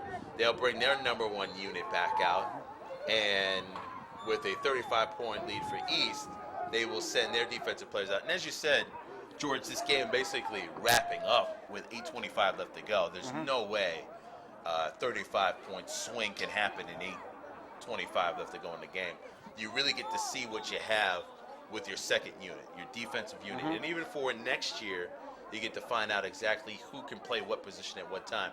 This is just a great opportunity to get as much play for everyone on the team as possible. Absolutely. And going forward, and knowing exactly what you need to work on. Oh, without a doubt. Look like Franklin is adding in some more there. And so White will have it up the middle, give it to Daughtry. Daughtry tries to run away from a couple of purple jersey, can't do it, and they stand him up. Probably a loss of a yard. That'll set up 2nd down and about 11. As Daughtry, just for the first time really in this game, couldn't get past the line of scrimmage. Exactly. And we got to start thinking about player of the game as well, Tariq. That's coming up soon as well. A lot of different players you can pick from. Brian Whitlock, 2 touchdowns in this game thus far.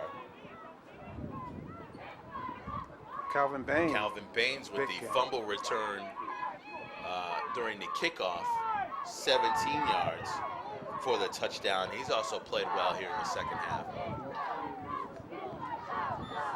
It's going to be interesting here. It should be interesting. East is strengthening up on defense. They're stopping that inside game now. We'll see what Franklin can come up with on 3rd and 9. Should be a pass play. You get a rollout and get the ball to one of your wideouts. 6:50 left to go here in this game. East High, 55-20 over Franklin. Up the middle. Daughtry slipped behind the line of scrimmage, and East High is just sitting there waiting for him. Yeah, I think they had enough of him running today, I think. As about 4 or 5 of them bring him down. And he's not easy to bring down either. Well, this is the second time the East defense has broken that Franklin offensive line, and did I just see another flag come out? Oh, nope, I did not. Okay. There was, it's the second time in which the East defense just broke down the Franklin offensive line and is able to wreak havoc in the backfield. This could be a nice call for a draw play. 4th and 14. Justin Wright along the slide, and now Daughtry will swing it right back upfield, try to break a few tackles, and he worked hard for those 6 yards, but it results in change of possession. So it's 5:46 left to go here in the game. East High will get the ball back, send out their number 2 unit offensively, try to eat up more of this clock. If you had to pick a player of the game, it would have to be Brian Whitlock. Yes. 2 touchdowns in the game, set the tone early. And honestly, it's hard to do an interview with 5 different other players, but Brian Whitlock seemed to be the one that scored the most points. Absolutely. And run the hardest for East High this afternoon. Played very hard. Very hard. And when it counted, the game was in doubt at that time. He really was explosive. So 5:18 left to go here in the game. East High will take over on downs. Back up the middle and tripped up there.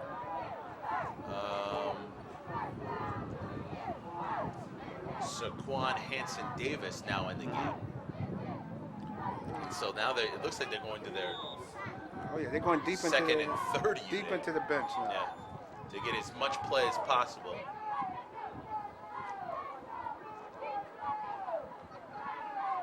So we'll see what happens in these last 4 minutes and 45 seconds left to go here in the game. As East High is just continuing to run the football. And the fans haven't left. Fans have stayed. They're cheering. They're having a good time. 2nd down and 3. Davis will get it again. Daughtry's in on the tackle. And that'll set up a 3rd down and probably about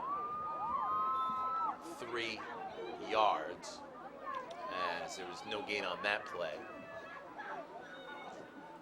I thought for a moment they would set him back a yard or two because he was hit right at the line of scrimmage, and it looked like he was trying to turn away to make a football play, but they just mark him down at the line of scrimmage.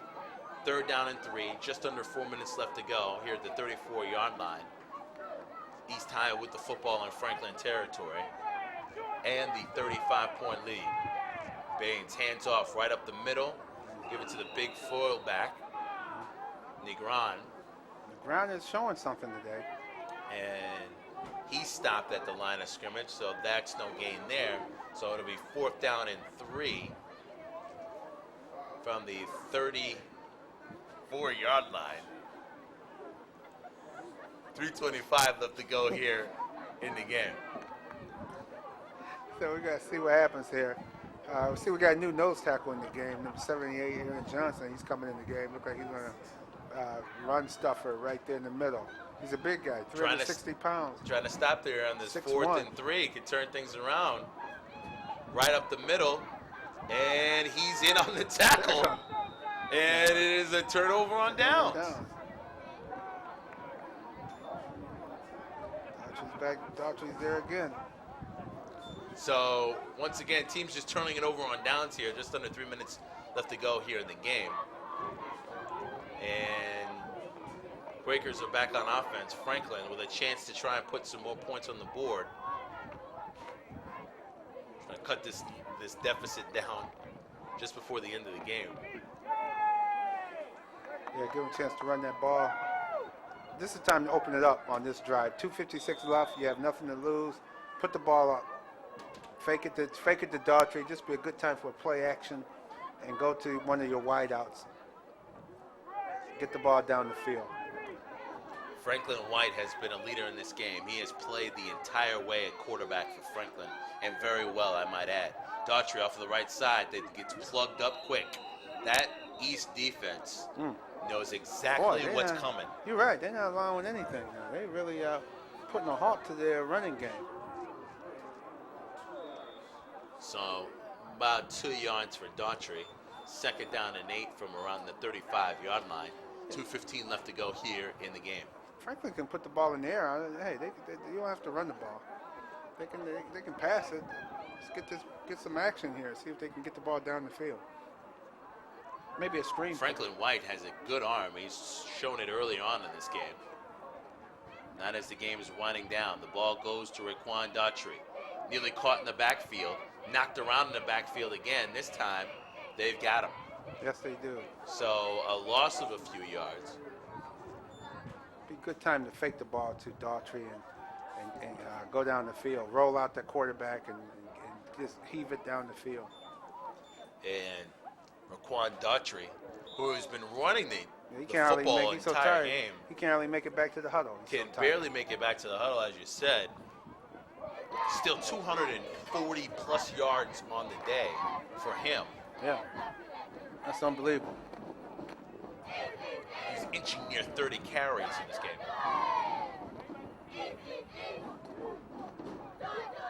So 1 minute left to go. Once again, Daughtry really bounces out to the right side, tries to cut back in. And he, you know what, if he had a few more yards, if he could have bounced out sooner, if he was upfield a little bit more, he would have been running in for 6. Yeah, 'cause but he had the side. But the East defense was able to at least cut him off, and he had no choice but to run back inside because they had the angle on him. He doesn't have any gas left. He's all out of gas now. Because if it was early in the game, he would have bounced that out and might have been gone. Under 30 seconds left to go. This would look to be, if Franklin gets a first down and stops the clock, the end of the game for Franklin. Daughtry, left side, can't get by the defense, and that will be a turnover and downs. The clock is going to run out. And East High and Franklin's game is over with East High winning 55-20, a 35-point win for East High here this afternoon, George. Yeah, boy, what a game. It was an interesting first half. Second half, they just played it. They just played the game, ran out the clock, basically. Good contest. Franklin has nothing to be ashamed of. They played hard. They didn't give up. They have some good players. Daughtry, they still got some weeks to go in the pool action play. East, on the upside, heading into sectionals. They got a lot to cheer about. Get ready, practice, and determine on who they have to play next week. You got to give it up for both teams. East High, sometimes in football, just like in life, you get the bounces to go your way. The first half, East High had a lot of bounces go their way, a lot of different plays go their way. It resulted in 55 points at the half. And, of course, player of the game is Brian Whitlock. 2 touchdowns in this game, but really, there's a lot of great play from East High this afternoon. Oh, Brian Whitlock with 2 touchdowns. 5 running backs, I tell you, but Brian Whitlock was the difference. He was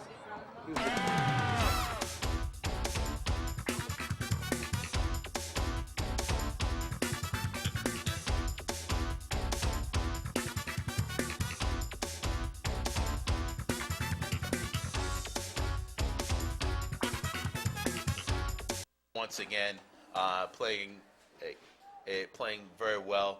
This was him early on, 2-yard touchdown run. Calls out. He's one of those guys. He's a track player, but when he gets space between him and other players, that's when he's most dangerous because he's a fast player, but he's got the juke moves to make people make mistakes. Exactly. And as you can see on that play, he just ran over somebody. Ran over people. And he's a track man. He was 4th in the nation in the 100-meter dash. Went out to L.A. for the Nike competition. Did place very well out there. And as you can see on this touchdown run here, he just blows right by everybody. You see that track speed come into play. Whitlock with a 2-yard touchdown run to start the scoring for East, but who knew that they'd come up with 55 points by the end of the game. Also scored on a 29-yard touchdown run, which you just saw moments ago, and we'll have him in a matter of moments. And you see he's a track man, definitely. He's more of a track build. So imagine if he, okay.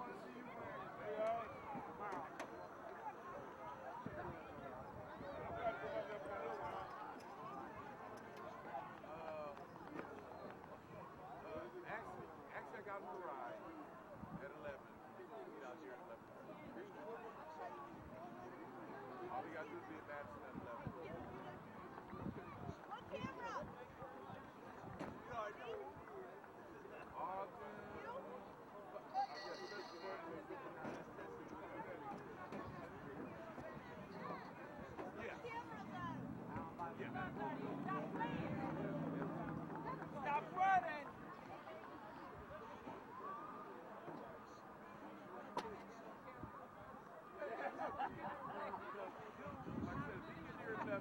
I'll get him out there. Oh yeah, oh yeah. They like to wait for us.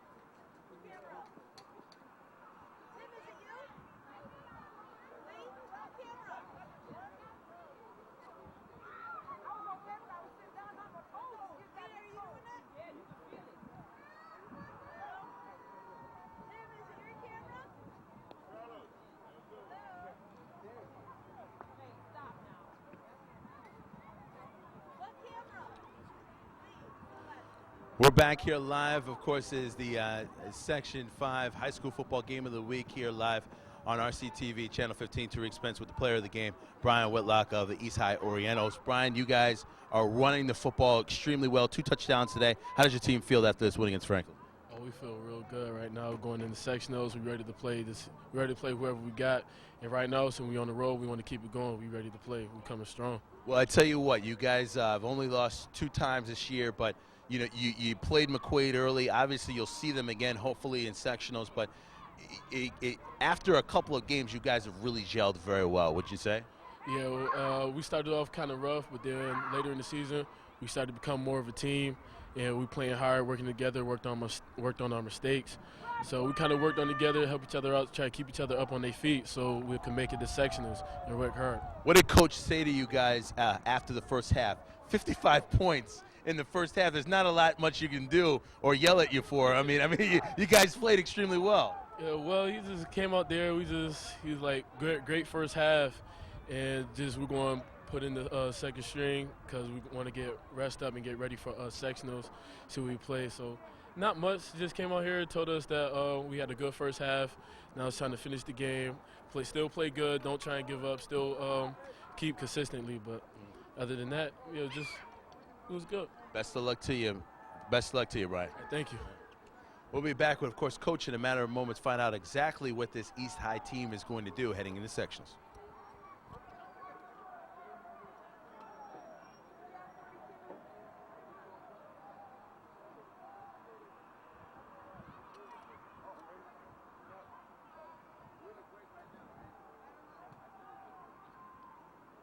We're here now with Coach, and of course we want to try and bring you in here as quickly as you can. Brian, 2 touchdowns, obviously, great running attack. You have at least 4 or 5 people in your backfield that could carry the ball at any time and break one open for you. How does that feel as a coach? I mean, you must come up with so many different things that you want to do with your team. Well, they're all great players, and we want to get them the ball somehow. We like to send fresh legs in at you, and it wears the defenses down. Well, I mean, you send in Jason Williams, you send in John Wood, you send in, Brian Whitlock, you send in, my major. I mean, it doesn't matter who you send in. You guys seem to excel well.